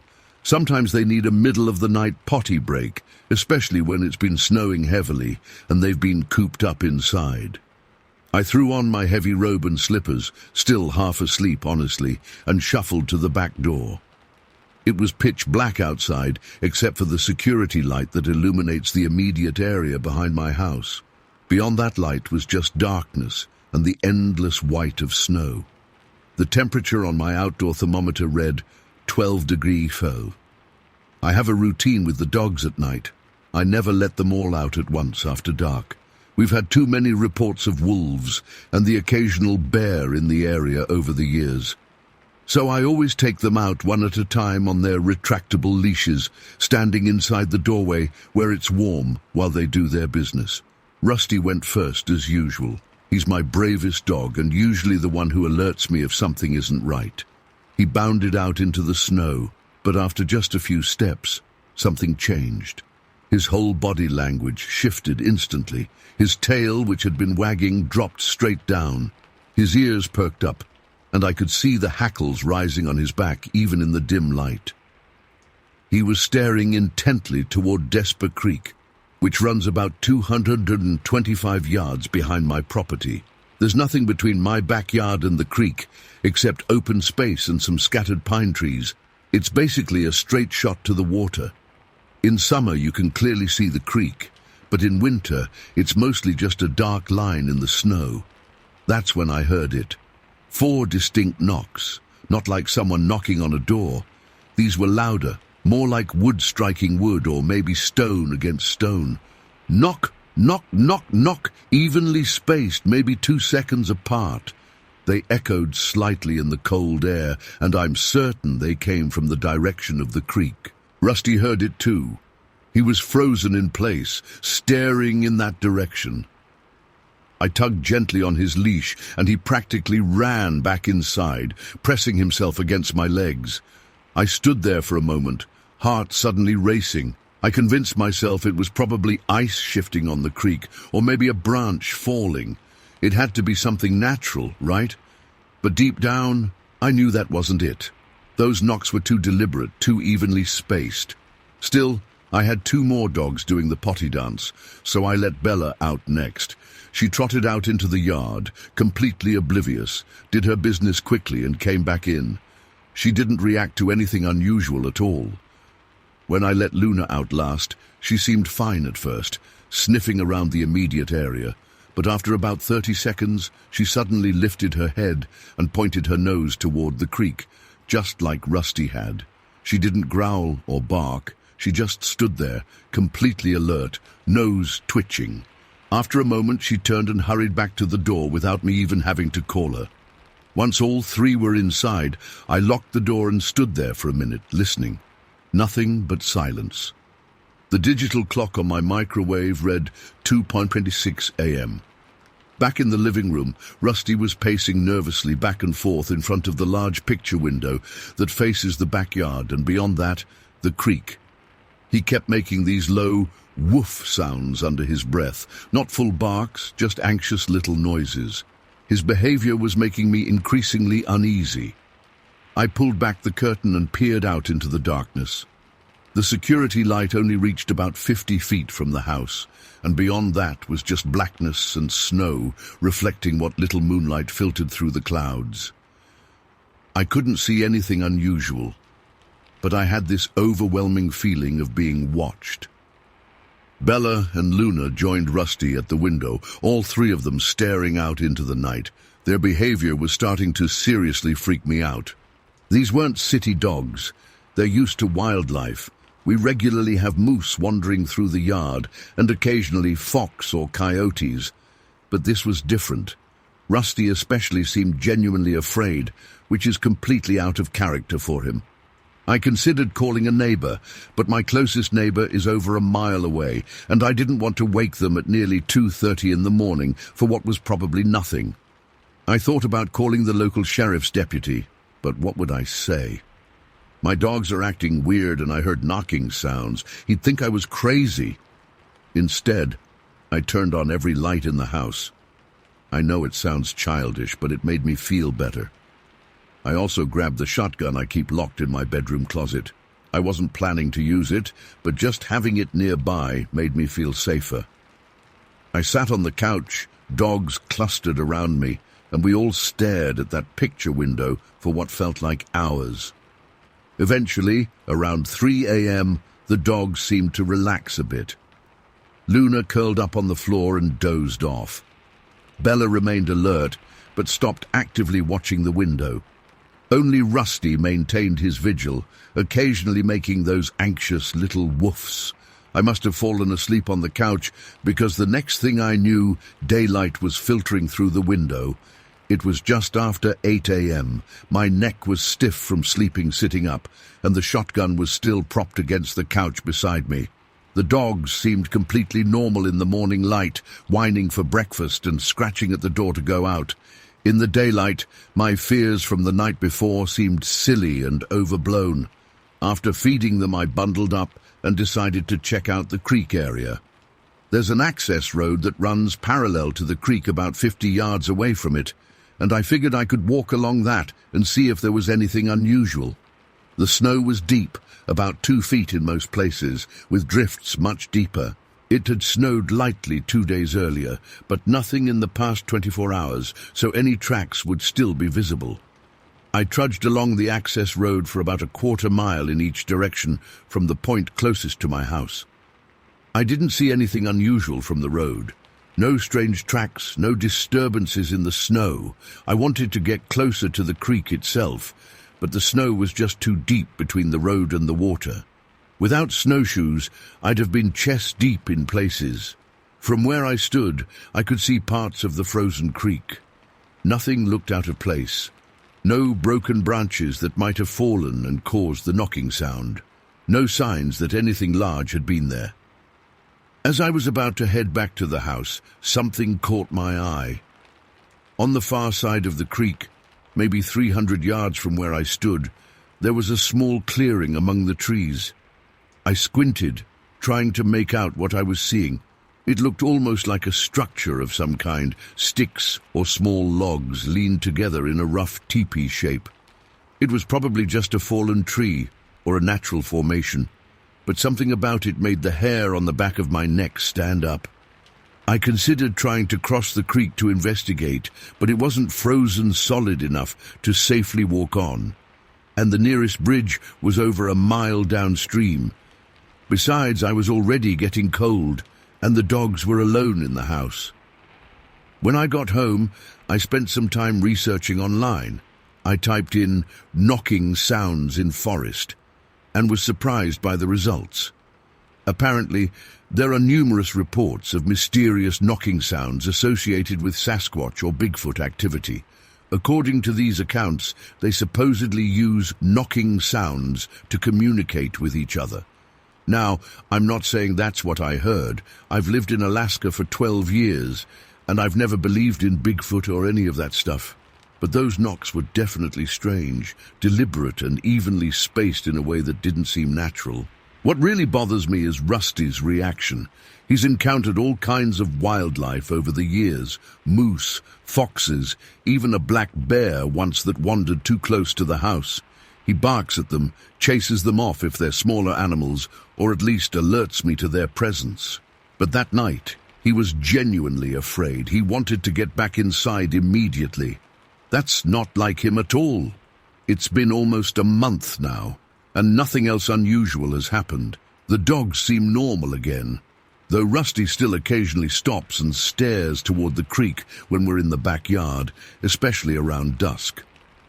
I've walked down to the access road a few more times, but I've never seen anything unusual again. That stick structure I thought I saw. When I went back 2 days later with binoculars, I couldn't find it. Either it was never there, or it had been moved or taken down. I know this probably sounds like nothing, just some weird sounds in the night and some anxious dogs, but something about it still unsettles me deeply. Those knocks weren't random noises. They were communication. Something was out there by the creek that night, something that made my fearless dog turn tail and run. I still lie awake some nights listening, waiting to hear those 4 evenly spaced knocks again. So far, there's been nothing but silence. But every time Rusty suddenly perks up his ears and stares out toward the creek, I can't help but wonder what exactly was out there in the darkness that night. And will it come back? Story 11. I don't talk about this much. It's been over 40 years now, but I still get goosebumps thinking about what happened that January night, back in 82 or 83. Honestly, the years kind of blend together now. I was 19 at the time, living in Juno, Alaska, working at the lumber mill during the day, and spending most nights just cruising around with my buddies because, well, there wasn't much else to do in Juno in the dead of winter. That particular night, we'd decided to head out to Skater's Cabin. If you're not familiar with Juno, Skater's Cabin is this small shelter out by Mendenhall Lake where people hang out, especially when the lake freezes over. In winter, it was a popular spot for us to meet up, have a few beers, and just escape our parents' houses for a while. It was about 11 p.m. on a Friday. I remember because I'd just gotten off a late shift and picked up my buddies. Dave, Mike, Todd, and I think Chris was there too. I was driving my pride and joy, a 1972 Pontiac Trans Am, dark blue with the Firebird decal on the hood. That car was everything to me. I'd saved for 2 years working summer jobs to buy it, and I babied that thing like it was my child. It was typical Juno weather, cold, dark, and that constant drizzly rain that isn't quite heavy enough for an umbrella, but somehow still soaks you through. The kind of night that makes the headlights reflect off the wet road and creates this eerie tunnel vision effect when you're driving. Montana Creek Road was mostly dirt back then, and it was rutted out pretty bad that winter. We were taking it slow, partly because of the road conditions and partly because we were in no rush. We had the radio on. I think it was REO Speedwagon or Journey, something like that. And we were just bullshitting about girls and cars and whatever else teenage guys talked about back then. I remember Mike was in the passenger seat complaining about his girlfriend, and the other guys were in the back passing around a bag of chips. The headlights only illuminated about 20 feet ahead because of the rain and fog. I was hunched forward a bit, squinting through the windshield, both hands on the wheel. I wasn't speeding, couldn't have been going more than 25 mph on that rough road. And that's when it happened. I saw headlights approaching from the opposite direction, maybe a couple 100 yards away. Nothing unusual about that, just another car. But then, something moved on the right side of the road. At first, I thought maybe it was a moose. We got them all the time. And hitting one could total your car and maybe kill you. So I slowed down even more, probably to about 15 mph. But as my headlights caught it better, I realized it wasn't a moose. It wasn't like any animal I'd ever seen. This thing stepped out from the trees on the right side of the road. It was huge, and I don't mean big like a tall guy is big, I mean massive. It had to be at least 8 feet tall, maybe taller. The first thing that hit me was the way it moved. It wasn't lumbering like a bear. It was walking upright with this smooth, purposeful stride. Long arms swinging slightly, too goddamn human-like, but not human at all. It was covered in dark, matted hair. Not fur like a bear, but hair, like really long, shaggy hair that hung off its body. In the headlights, I could see it was dark brown or black, and it was dripping wet from the rain. Mike saw it the same time I did and just stopped mid-sentence. I heard him suck in a breath and then whisper, "What the fuck is that?" The guys in the back scrambled forward, pressing between the seats to look through the windshield. Todd said something like, "Holy shit, slow down," but I was already braking. The thing, and I know how this sounds, this thing wasn't startled by our car at all. It didn't run or freeze like a deer in headlights. It just continued crossing the road, deliberately, like it had somewhere to be. The oncoming car was getting closer now, its headlights illuminating the creature from the other side, and that's when I got the most surreal view of it. Backlit by the approaching headlights, I could see its silhouette clearly for a second or two. Broad shoulders, a head that seemed to sit directly on those shoulders, no real neck to speak of. And the size. Jesus, the size of it. Its head was above the roof of the approaching car. Time seemed to slow down as this thing walked right between our two vehicles. It passed maybe 10 feet in front of my hood. I remember gripping the steering wheel so hard my knuckles went white. I couldn't breathe. None of us could. The car went completely silent, except for the radio still playing some power ballad that suddenly felt ridiculous in that moment. As it passed between our cars, it turned its head slightly toward us. I couldn't make out facial features. It was too dark, the angle was wrong, and honestly, I think my brain couldn't process what I was seeing anyway. But I felt it look at us. I felt it, like it knew we were there and was acknowledging our presence, not in a threatening way, but in this aware way that made my skin crawl. Then it just continued across the road and disappeared into the woods on the other side. The whole thing couldn't have taken more than 10-15 seconds. The other car passed us, just some old pickup truck with a couple of people inside. And here's the part that still messes with me the most. They didn't slow down, didn't stop, didn't react at all. They just drove past like nothing happened, like they didn't see an 8-foot hairy humanoid creature walk right in front of their truck. When they passed, I stopped the car completely. We all just sat there, breathing hard, staring ahead at the empty road. "Did you fucking see that?" Dave finally said from the back seat, his voice higher than normal. I couldn't even answer. I just nodded, still gripping the wheel. That wasn't a bear," Mike said. "Bears don't walk like that."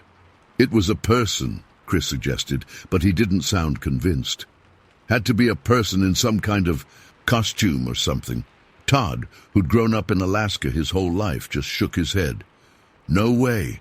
No fucking way that was a person. Did you see how tall it was? Had to be 8 feet at least."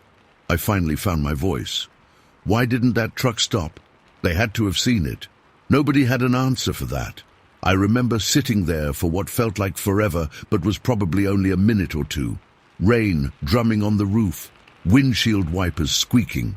The radio had gone to a commercial for some local furniture store, the announcer's cheery voice completely disconnected from what we were feeling. "We should go after it," Dave suddenly said. "Are you out of your fucking mind?" Mike shot back. "Go after that? I just want to see it again, make sure we weren't hallucinating or something." I remember looking in my rearview mirror, half expecting to see it standing in the middle of the road behind us.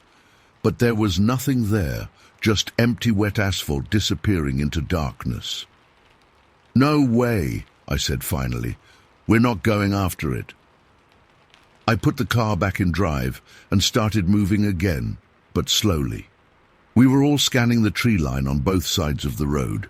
I had this prickling sensation on the back of my neck, like we were being watched. The trip to Skater's cabin should have taken another 10 minutes, but I made it in about 5, driving faster than I should have on that road. When we got there, there were a couple other cars in the small lot. Some kids from our high school were inside the cabin, playing cards and drinking beers. We didn't tell them what we saw. I think we were all still processing it ourselves. Plus, who would believe us? Instead, we sat huddled near the door, talking in low voices, trying to make sense of what we'd seen. Sasquatch, Todd said matter-of-factly, like he was identifying a bird species. That's what it was. Bigfoot isn't real, Chris said, but again he didn't sound convinced. Then what the hell did we just see? Mike asked. A guy on stilts taking a nature walk in the rain at 11 p.m.? We debated it for hours. Around 2 a.m. we decided to head back. I was terrified of driving that road again, but we couldn't exactly stay at the cabin all night. The whole drive back, nobody spoke. We were all just staring out the windows, watching the trees. When I dropped off the last of my friends and finally got home, I couldn't sleep. I sat on the edge of my bed until sunrise, replaying those 15 seconds over and over in my mind, trying to convince myself it was a bear walking weird, or a guy in a costume, or anything that made more sense than what I knew deep down it was. The next day, we met up and made a pact not to tell anyone. Who would believe us anyway? We'd just be those weird guys who claimed they saw Bigfoot. But we knew what we saw. Over the next few weeks, I drove that road in daylight a few times. I even pulled over and walked into the woods a bit where I thought it had entered and exited. There was nothing there, no footprints. The rain would have washed them away. No broken branches, no tufts of hair caught on trees. Nothing to prove what we'd seen. I've spent 40 years trying to rationalize it. I've read every article, watched every documentary about Sasquatch sightings. I've gone down internet rabbit holes reading about the Patterson-Gimlin film and other supposed evidence.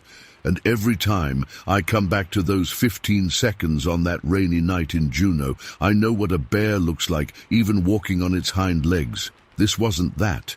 I know what a person in a costume looks like. This wasn't that either. The way it moved was too fluid, too natural. The proportions were all wrong for a human. And the size, God, the size of it. Here's the thing that still haunts me. It wasn't afraid of us. It wasn't running away or hiding. It was just existing, going about its business, like we were the ones intruding on its world, not the other way around. I haven't been back to Juno in decades now. Life took me elsewhere. Sometimes I wonder if that road has changed, if the woods have been cleared for development, if whatever was living in those trees has long since moved on to more remote areas. But mostly, I wonder about that truck that passed us. Did they really not see it? Or did they see it and, like us, decide it was better not to stop? Not to acknowledge the impossible thing they'd just witnessed? Are they out there somewhere also remembering that night, also questioning what they saw? I don't expect anyone to believe me.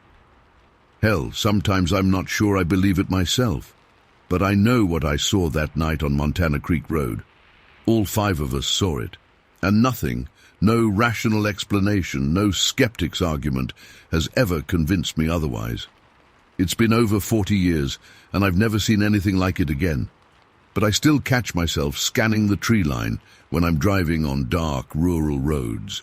And I still get that same prickling sensation on the back of my neck sometimes, that feeling of being watched by something that shouldn't exist, but does. Story 12. I've been hesitating to share this for months now, but I need to get it off my chest. Maybe someone here has experienced something similar or can help me make sense of what happened. This happened back in October 2014. I was 24 at the time, living in Bethel, Alaska. For those who don't know, Bethel is pretty isolated. You can only get there by plane or boat. It's surrounded by miles of untouched wilderness, which is why I loved it, despite the challenges of living in such a remote place. I've always been an outdoorsy person. Growing up in Alaska, my dad taught me to hunt from a young age. That fall day, I decided to go bird hunting alone behind what locals call the BIA site. It was a crisp morning, maybe 45 degrees, with that distinct fall smell in the air. I grabbed my 20-gauge shotgun, some extra shells, water, a small lunch, and headed out early. The area I was heading to is a mix of tundra, small hills, and scattered lakes. I parked my car at the end of a dirt road and started hiking. The ground was slightly frozen in the morning, making that satisfying crunch under my boots. I remember feeling so at peace, just me and the vast wilderness. I followed the old road for about a mile, then cut across some hills. The terrain opens up with these scattered shallow lakes between the rises, perfect habitat for birds.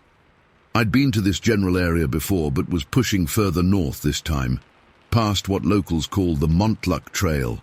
After hiking for about 2 hours, I came across this dried-up lake bed that looked like a perfect natural bowl, shallow in the middle with brushy areas around the edges rising up like walls.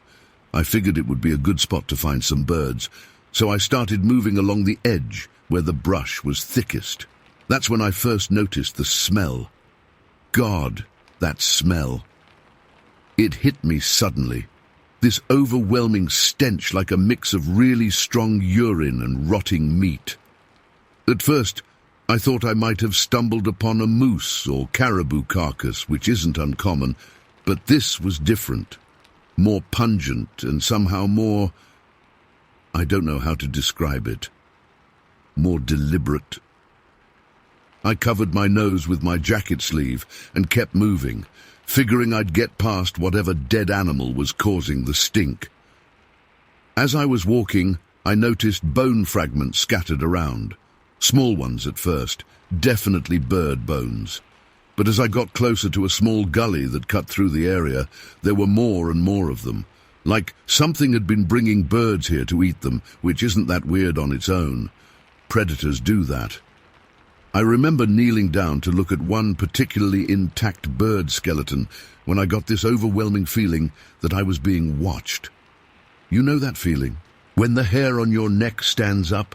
I froze and slowly looked up toward the taller brush about 30 yards away. That's when I saw it, just for a second, the upper portion of something peeking over the brush.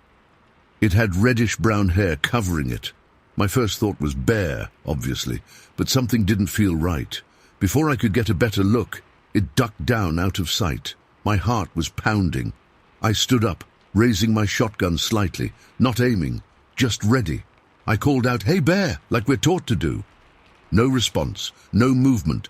I backed up slowly, keeping my eyes fixed on that spot. I pulled out my phone and called my friend Sarah. My hands were shaking so bad I could barely dial.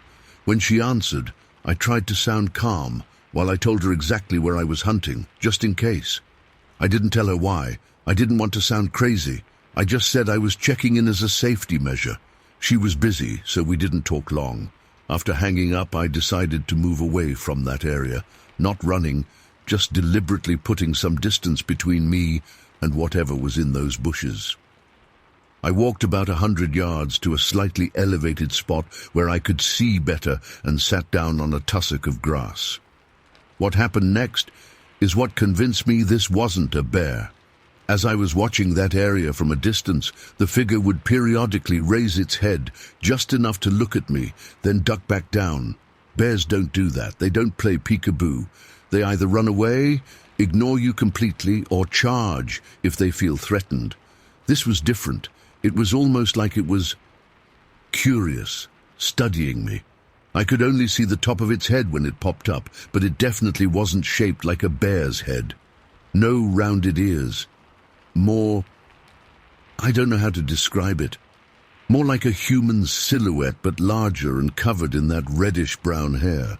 I sat there frozen for what felt like hours, but was probably only 20 minutes. Eventually, I convinced myself that I needed to calm down. Maybe it was just a weirdly behaving bear, or maybe my eyes were playing tricks on me. I decided to continue hunting, but to stay far away from that particular spot. I moved to another part of the area and actually managed to shoot a few ptarmigan over the next couple hours. The sun was starting to get lower. It sets early in Alaska in October, so around 3 p.m. I figured it was time to head back. I planned my return route carefully to avoid the spot where I'd seen the figure. The walk back was uneventful at first. I felt myself starting to relax, even laughing at myself a little for getting so spooked. Then the smell came back. It was sudden and strong, just like before. But I was nowhere near the same spot. I stopped dead in my tracks, my heart immediately racing again. The air was completely still, no wind to carry any scent. For that smell to be here meant the source of it had moved too. I can't even explain the feeling that washed over me. It was primal. Every instinct in my body was screaming that something was wrong. I gripped my shotgun tighter and started walking faster, trying to scan all around me without looking panicked. The feeling of being watched was back too, stronger this time. I felt eyes on me from the scattered patches of taller brush, but every time I looked, I saw nothing. The landscape there is pretty open, but there are enough rises and dips and patches of vegetation that something could hide if it was moving carefully. About halfway back to my car, I needed to rest for a minute. My legs were burning from walking so fast while carrying my gear and the birds I'd shot. I sat down on the spongy tundra, keeping my shotgun across my lap. That's when it happened. Something hit the ground about 10 feet from me with a soft thud, then another closer. I looked over and saw clumps of earth and moss lying there that hadn't been there when I sat down. As I was staring at them, trying to process what was happening, another one landed just a few feet away. They were being thrown at me, not randomly, at me, and not from very far away. I jumped up, nearly dropping my shotgun. My heart was hammering so hard I could hear it. I looked around frantically, but still couldn't see anything, just the open tundra with its scattered brush and small rises.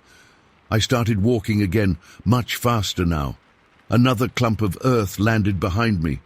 I didn't look back. I just picked up my pace until I was practically jogging. The next 2 miles back to my car are a blur. I ran most of the way, which anyone who's tried to run on tundra knows is exhausting and dangerous. You can easily twist an ankle in the uneven, spongy terrain, but fear is a powerful motivator. By the time I reached my car, I was drenched in sweat despite the cold. My hands were shaking so badly I could barely get my key in the ignition. I threw my gear in the back seat, not even bothering to properly store my shotgun in its case. The drive home was tense. I kept checking my rearview mirror, even though we were now on a road, and whatever it was would surely not follow me here. When I got home, I was still so shaken that my dad immediately knew something was wrong. I told him everything. I expected him to laugh it off or tell me it was just a bear acting strangely. Instead, his face grew serious, almost angry. "You shouldn't have been out there alone," he said, "especially not that far north." When I asked him what he meant, he hesitated, then said something that made my blood run cold. "The locals call it the hairy man. Some people call it Bigfoot. It's been seen in that area for generations. You're lucky it just threw dirt at you." I thought he was joking at first, but he wasn't laughing. He made me promise never to hunt in that area alone again. The way he said it, like it was common knowledge that something was out there, scared me almost as much as the experience itself.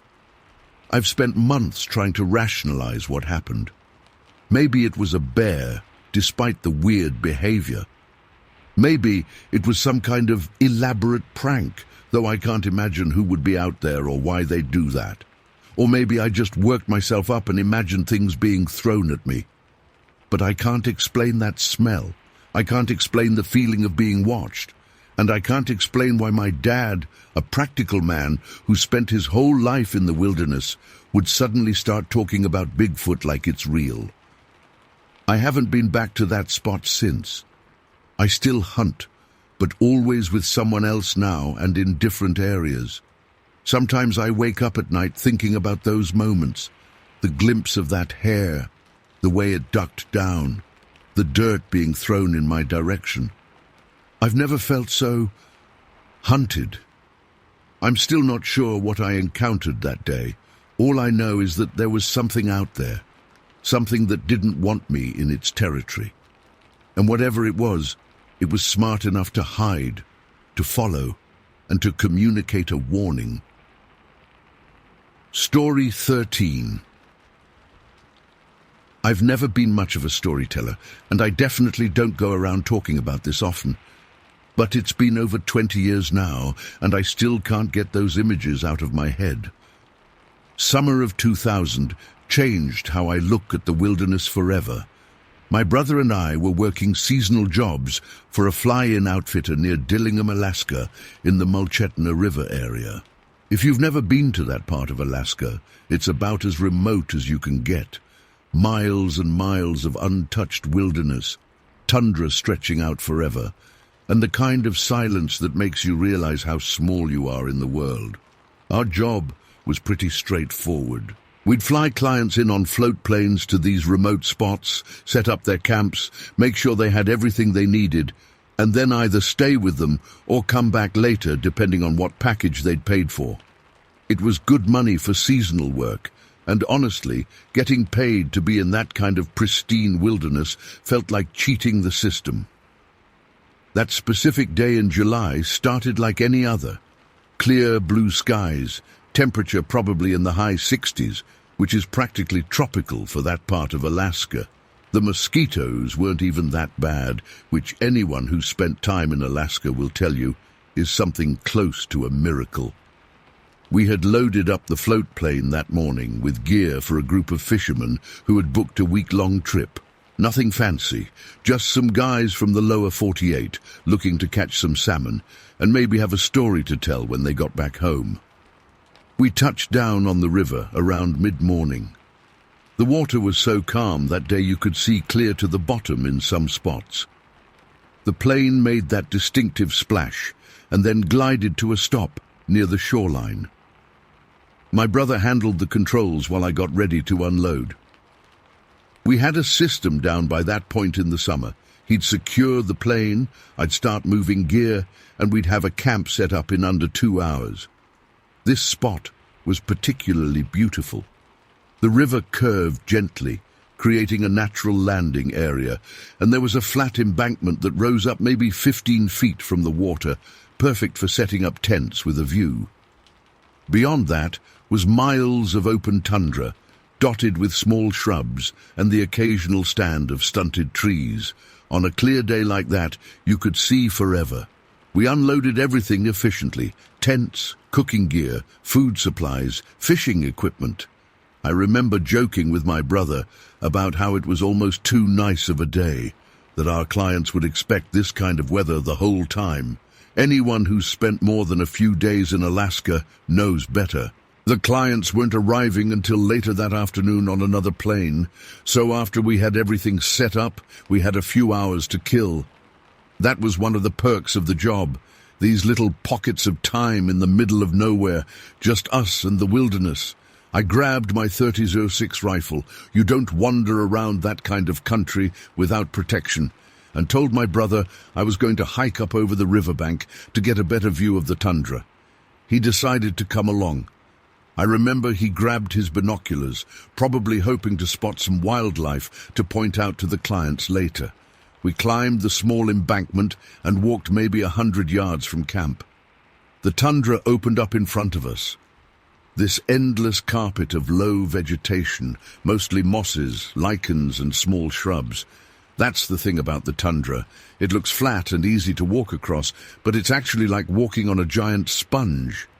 Each step, your foot sinks a little, making it more tiring than you'd expect. We stopped at a good vantage point, and I remember taking a deep breath, just soaking in the view. In that moment, everything was perfect. The sun was warm on my face.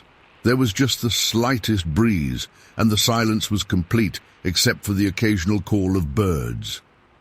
That's when I saw it. About 3 football fields away, and I remember thinking exactly that. 3 football fields, maybe 900 feet, there was something moving across the tundra. At first, I thought it might be a moose, though the color wasn't right. But it was walking upright. "Hey," I said to my brother, pointing, "what is that?" He followed my finger and raised his binoculars. I watched his face, and I'll never forget how his expression changed. His mouth literally dropped open. "What the hell is that?" he whispered, though there was no need to whisper. Whatever it was far enough away that it couldn't hear us. I squinted, trying to make sense of what I was seeing. It was definitely walking on two legs, but it wasn't a person. It was too big, too wrong. The coloring was this strange tan to chocolate brown, and it was moving away from the river in a straight line. My brother handed me the binoculars without a word. When I looked through them, I felt this cold sensation wash over me. Through the lenses, I could see it more clearly. It was tall, much taller than a man, maybe 7 or 8 feet. The proportions were all wrong for a human. The arms were too long, hanging down almost to the knees, and the way it walked was just unnatural. Each stride it took was incredibly long, like it was covering 3 or 4 feet with each step. But what really struck me was how smooth its movement was. When people walk, there's this bobbing motion. Your head goes up and down with each step. This thing moved without any of that. It glided almost, but with clear purpose and at a rapid pace. "Is that a bear?" my brother asked, but his voice made it clear he already knew the answer. "No way," I said. "Bears don't walk like that. Not on 2 legs, not for that distance." "Caribou," he suggested, grasping at straws. I just shook my head, still watching through the binoculars. "Look at how tall it is compared to the brush it's passing. That's no caribou." We stood there, completely frozen, watching this thing move across the landscape. It never looked back, never changed its pace, just kept walking in a straight line away from the river. I remember noticing that its arms swung slightly as it walked, but not like a human's would. The movement was more deliberate. I lowered the binoculars and handed them back to my brother. My mouth was dry. Part of me wanted to grab my rifle, but what would I do? Shoot at it? For what? It wasn't threatening us. It was just walking away. "Should we try to follow it?" my brother asked. "Are you crazy?" I responded, though I'd had the same thought. "That thing is covering ground way faster than we could, and we'd leave the camp unattended." So we just stood there watching. It must have been 5 minutes, maybe more, of this thing just walking in a straight line away from us. Eventually it reached a slight rise in the tundra and disappeared over the horizon. After it was gone, we stayed put for a while longer, not saying much.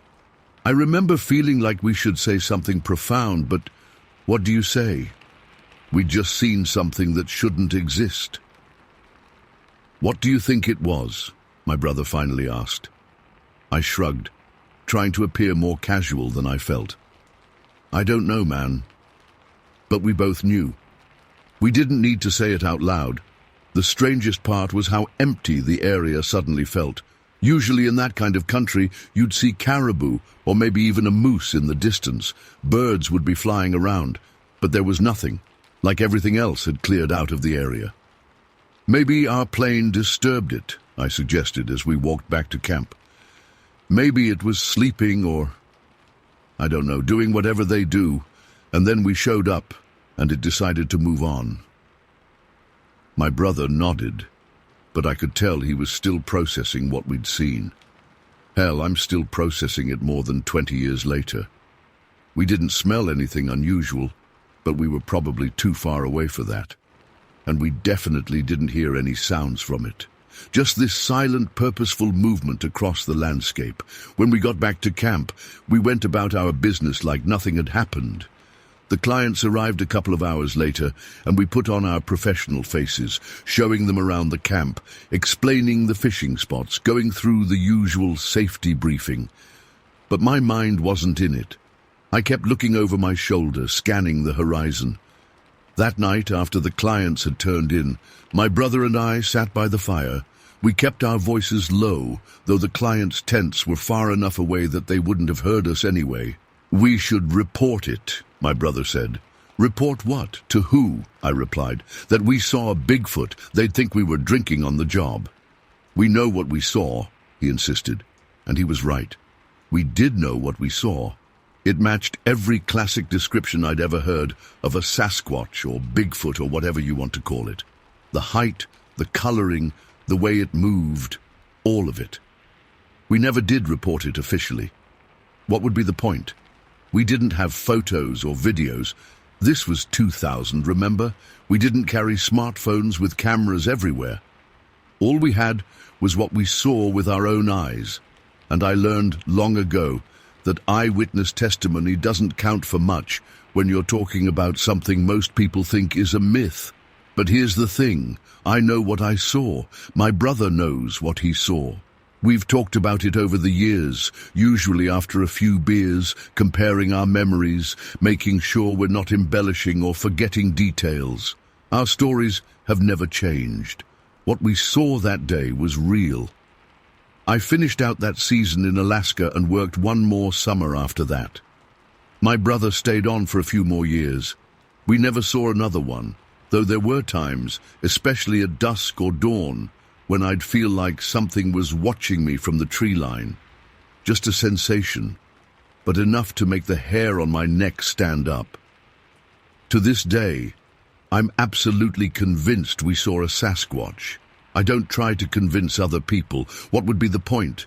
But I know what I saw walking across that tundra. I know it wasn't a bear, wasn't a moose, wasn't a person in a suit. Who would be out there, miles from anywhere in a suit? It was just this being, going about its business in the wilderness, probably living a life completely removed from human interference most of the time. And we happened to be in the right place at the right time to witness it. I've been in the woods all my life. I know animals, I know people, and what we saw that day was neither. It moved with purpose and intelligence. It had a presence that I can still feel when I close my eyes and think back to that moment.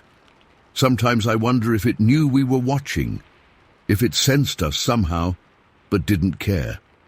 Or maybe it did care, and that's why it was leaving so deliberately, wanting to get away from the strange sounds and smells of humans invading its territory. I don't have answers. I just have what I saw. A tall, brown figure walking upright across the Alaskan tundra with long, smooth strides, moving in a way nothing human moves, and then disappearing over the horizon like it had never been there at all. I don't expect anyone to believe me, but I know what I saw, and I'll never forget it as long as I live. Story 14. I've never been one to chase attention or make up stories. Anyone from Nash Harbor can vouch for that. I'm just an old hunter who's seen a lot in my 40-plus years of tracking game across western Alaska. But what happened that winter night in '78 on Nunovac Island? I still can't explain it. I've tried to make sense of it for years now. It was late January. Me, Tom Apasingok, and my younger brother Dale had planned a hunting trip to the west side of Nunovac. The winter had been harsh, and our village needed the meat. We'd done this trip dozens of times before, nothing special about it. The plan was simple: take the dog teams out for a 3-day hunt, get whatever we could find, and bring it back. The morning we left, it was frigid, maybe 15 below. The sky was that deep winter blue you only get up here, and the air was so still you could hear a ptarmigan wing beat from half a mile away. We packed light, just our rifles, some jerky, coffee and basic supplies. Each of us had our .30-30 Winchesters, the same ones we'd used for years. Mine had a small notch in the stock where I'd dropped it on rocks back in '73. The dog teams were antsy to get moving. My lead dog, Akiak, kept looking back at me like I was wasting his precious time. By sunrise, we were gliding across the snow, the runners of our sleds making that familiar soft hissing sound. The west side of Nunovac is remote, even by Alaskan standards. No settlements, no cabins, just miles of tundra, scattered willow thickets, and the occasional rocky outcropping. In summer, it's all soggy marsh and mosquitoes. In winter, it's a frozen wasteland. We made good time that first day. The weather held, and by late afternoon we'd spotted a small herd of caribou in the distance. Got 2 of them, not huge, but decent enough. We field-dressed them quickly, loaded the meat onto the sleds, and pushed on. We wanted to reach the old fish camp before full dark. The old fish camp sits in a shallow valley near a creek that's good for grayling in the summer. Nobody had used it in years. The native families from our area used to camp there generations ago, but now it was just a couple of abandoned sod houses, the traditional semi-underground dwellings our people built for centuries. They're not pretty, but they keep the wind out and hold heat well. We arrived just as the last light was fading from the sky. The temperature had dropped even further, and the dogs were tired. The sod house we picked was the larger of the two, maybe 12 feet across, with the traditional narrow entryway tunnel. These old houses were built with a small tunnel entrance, partly to keep heat in and partly to keep predators out.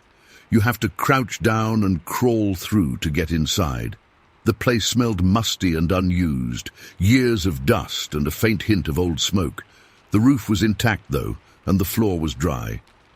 We unloaded what we needed, secured the dogs outside, tied the teams to the old driftwood posts that were still standing, and got a small fire going in the ancient stone fire pit.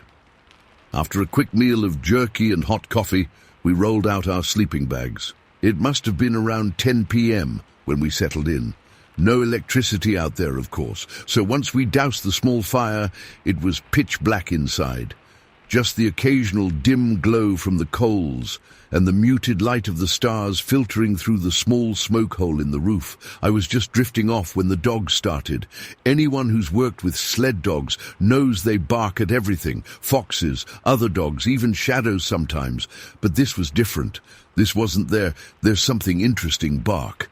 This was panic, pure primal panic. Akiak started it, a high-pitched, frantic sound I'd never heard from him before. Then all 14 dogs joined in, howling and barking in a way that made the hair on the back of my neck stand up. "What the hell's got into them?" Dale muttered, sitting up in his sleeping bag. "Probably just a wolf," Tom said, but I could hear the uncertainty in his voice. I reached for my rifle, more out of habit than anything else. "I'll check," I said, starting to crawl toward the entrance tunnel. That's when we heard it. A heavy, deliberate sound outside, not the light padding of wolf paws or the scurrying of smaller animals. This was heavy, methodical, the sound of something large walking slowly around the perimeter of our sod house. The dogs went absolutely berserk now, their barking mixed with yipping sounds of fear. I'd never heard sled dogs make sounds like that, not even when we'd encountered bears. "What is that?" Dale whispered, his voice tight. None of us moved. We just listened as whatever it was continued to circle the house. The footsteps were spaced far apart, like it was taking long strides, and they were heavy enough to make small particles of earth fall from the ceiling of our shelter with each step. Suddenly the footsteps stopped, right outside the entrance tunnel. For maybe 5 seconds, there was complete silence. Even the dogs quieted momentarily. In that silence, I could hear Tom and Dale breathing rapidly beside me, and I realized I was holding my own breath. Then it started trying to get in. The entrance to a traditional sod house is small by design. You have to crawl through it on hands and knees. Whatever was outside was far too big for that, but it was trying anyway. The sound of the packed earth and wood of the entryway breaking under pressure filled our small space. Chunks of the ceiling began to fall as the entire structure shook. I could see the entrance tunnel starting to widen, dirt and old roots crumbling as something pushed and scraped against it. "Holy shit!" Dale hissed, now clutching his rifle so tightly his knuckles were white in the dim light. I raised my .30-30, pointing it directly at the entrance. Tom did the same. The dogs outside were going absolutely crazy now, their chains rattling as they pulled and lunged. I genuinely thought they might choke themselves in panic. Whatever was trying to get in was persistent. For what felt like an eternity, probably only 30 seconds in reality, it kept pushing against the entrance, breaking away chunks of the old structure. But the entrance remained too small. Then we heard a sound that still haunts me. A sound I cannot explain or compare to anything I've heard before or since. Not quite a growl, not quite a moan, something between the two, but with an almost deliberate quality to it, like there was intelligence behind it. Frustration, even. After that sound, the pressure on the entrance stopped. We heard those heavy, deliberate footsteps moving away from the entryway and back around the sod house. The dog's barking changed tone, still frantic, but now following something as it moved. "It's leaving," Tom whispered, but none of us lowered our rifles. We sat in silence, listening as the footsteps grew fainter. The dogs continued barking, but with less intensity now. After maybe 5 minutes, their barking changed again. They were still agitated, but no longer in that state of complete panic. "We need to see what that was," I said finally, my voice sounding strange even to my own ears. Dale looked at me like I was insane. "Are you crazy? That thing tried to get in here to kill us." "We don't know what it wanted," I replied, though in truth, I was terrified. But I also knew we couldn't just sit there all night wondering. "We need to know what we're dealing with." Tom nodded slowly. "Fred's right. If that thing's still out there, we need to know where it is." I took a deep breath and crawled toward what remained of the entrance tunnel. Parts of it had collapsed, making it easier to move through, but also exposing us more to whatever might be outside. The bitter cold air rushed in through the damaged entryway. One by one we emerged into the night. The dogs were still restless, pacing as much as their chains would allow, looking out toward the west side of the valley. I followed their gaze. That's when I saw it. The moon was nearly full that night, casting enough light across the snow-covered tundra to see for miles. About 200 yards away, moving with long, deliberate strides, was something I still struggled to describe. It was tall, far taller than any man, 7, maybe 8 feet in height. Its entire body seemed to be covered in silver-grey hair or fur that caught the moonlight in an unnatural way. But it wasn't a bear, not walking on all fours.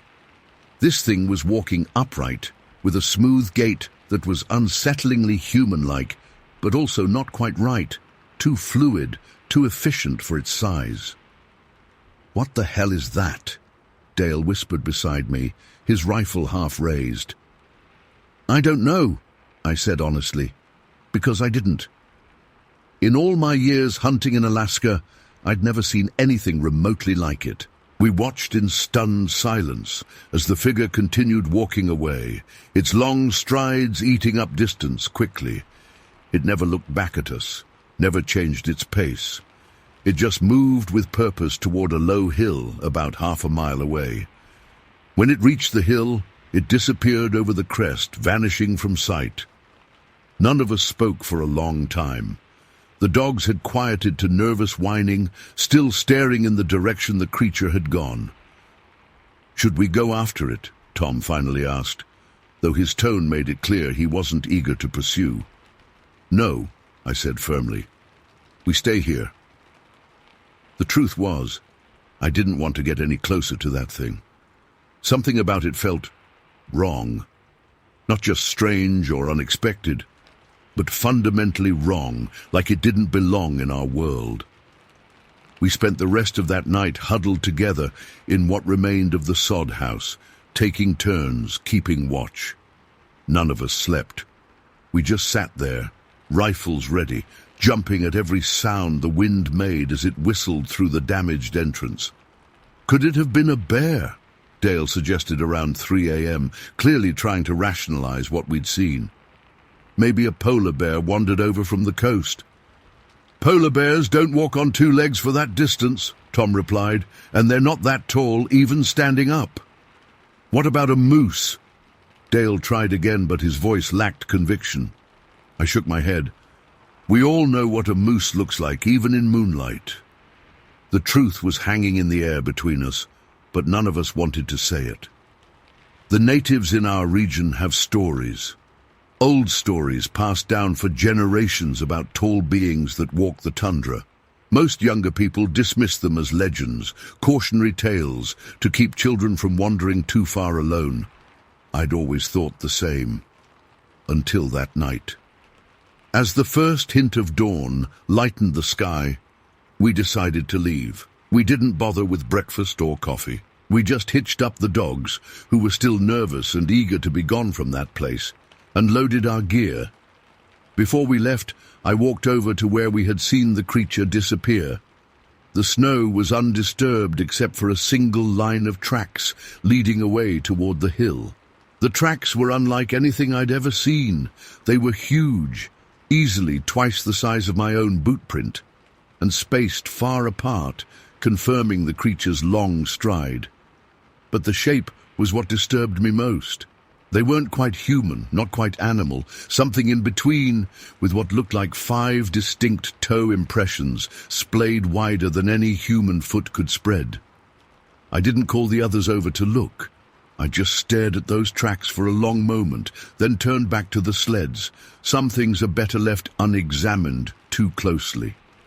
We didn't talk much on the journey home. What was there to say? We'd all seen the same thing, and none of us could explain it. By unspoken agreement, we didn't mention the incident when we got back to Nash Harbor, except to say that we'd been spooked by something at the old fish camp and had come back early. But word gets around in small villages. People noticed our unusual silence, the way we jumped at unexpected sounds for weeks afterward. Eventually I told my wife, who told her sister, and the story spread. Some believed us, many didn't. That's fine. I wouldn't have believed it either if I hadn't seen it with my own eyes. It's been years now, and I've turned that night over in my mind countless times. I've tried to convince myself it was just a bear, or a moose, or even a man in some kind of costume, though who would be out there miles from anywhere in the dead of winter? But I know what I saw. I've never gone back to that fish camp. Neither have Tom or Dale. Some places once marked by something like that are better left alone. The west side of Nunovac is one of them. I don't know what it was we encountered that night. I just know that it was real, it was there, and somewhere out on that frozen tundra, it might still be walking with those long, deliberate strides under the cold Alaskan moon. Story 15.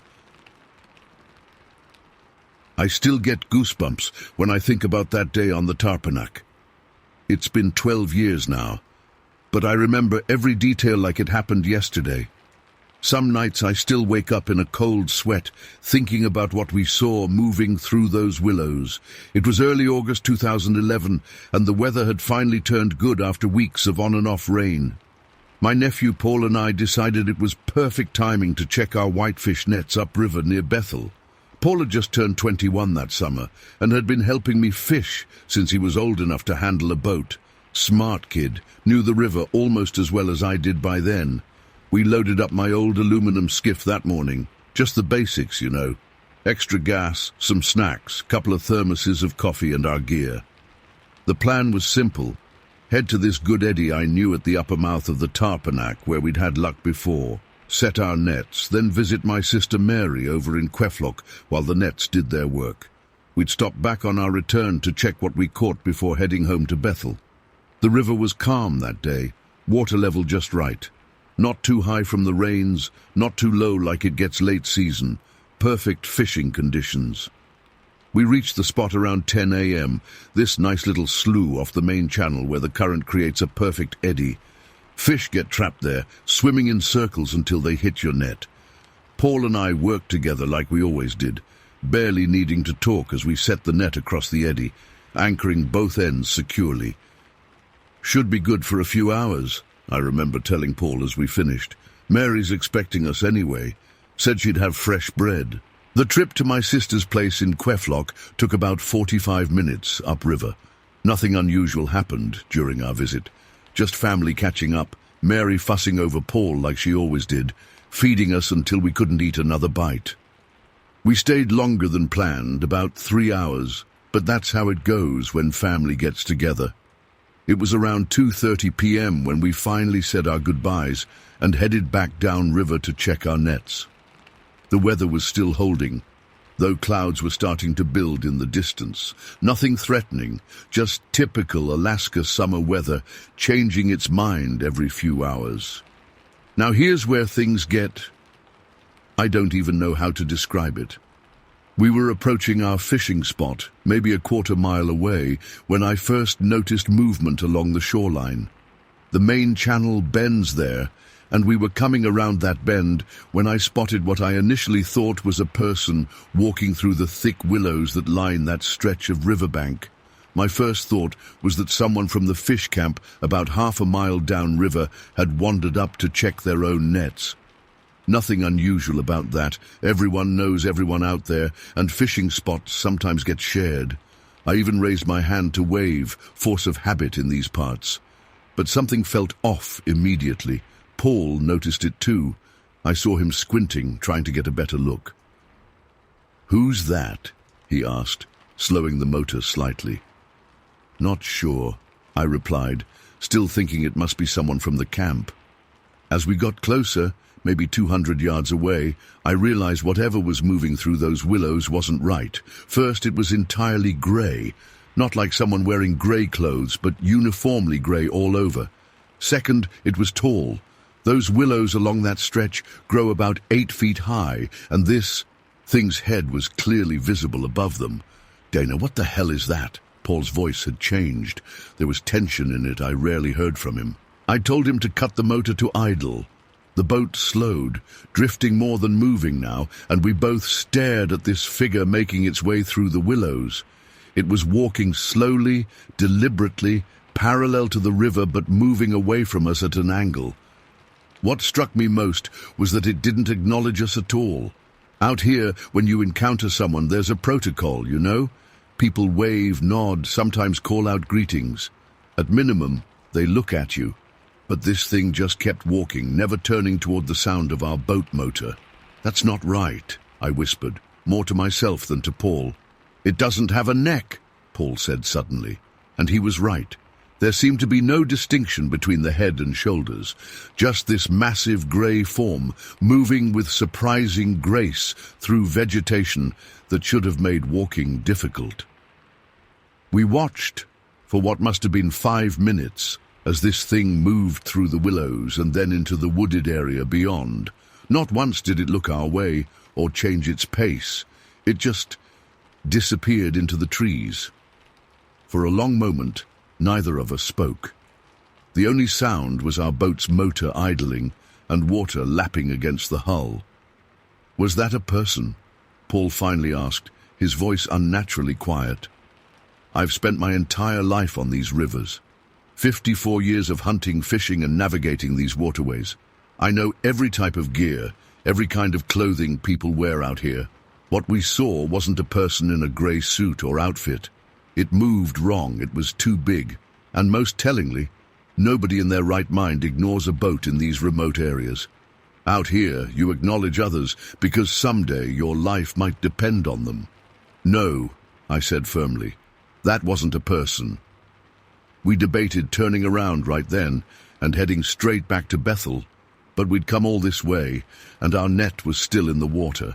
Neither of us wanted to admit we were scared, so we continued to our fishing spot, though Paul kept the motor at full speed.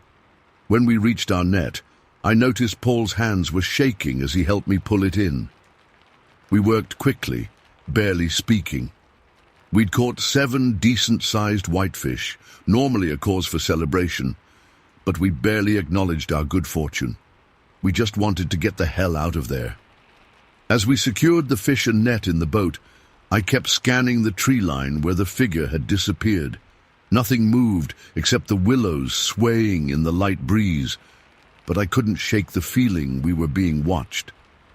"Let's go," I said once everything was loaded. Paul didn't need to be told twice.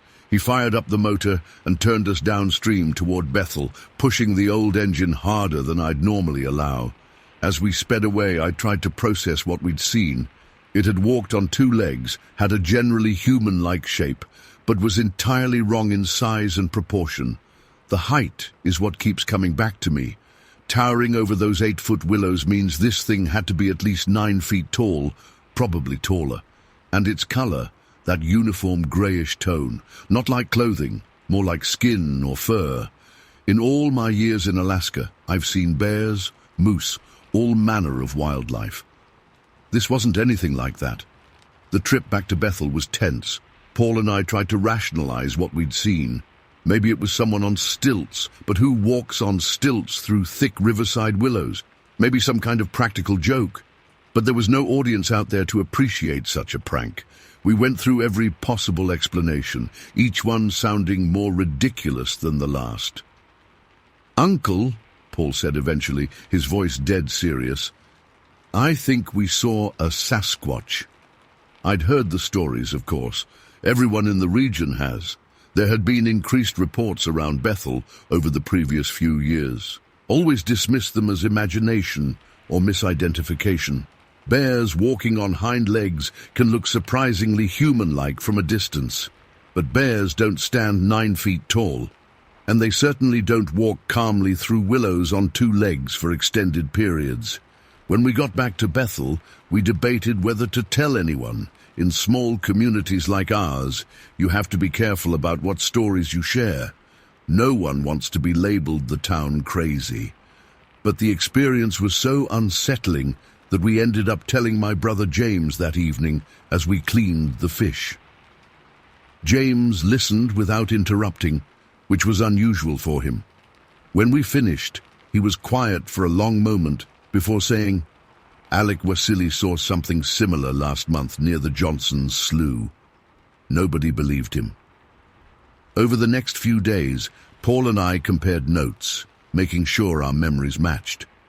They did, down to the smallest details.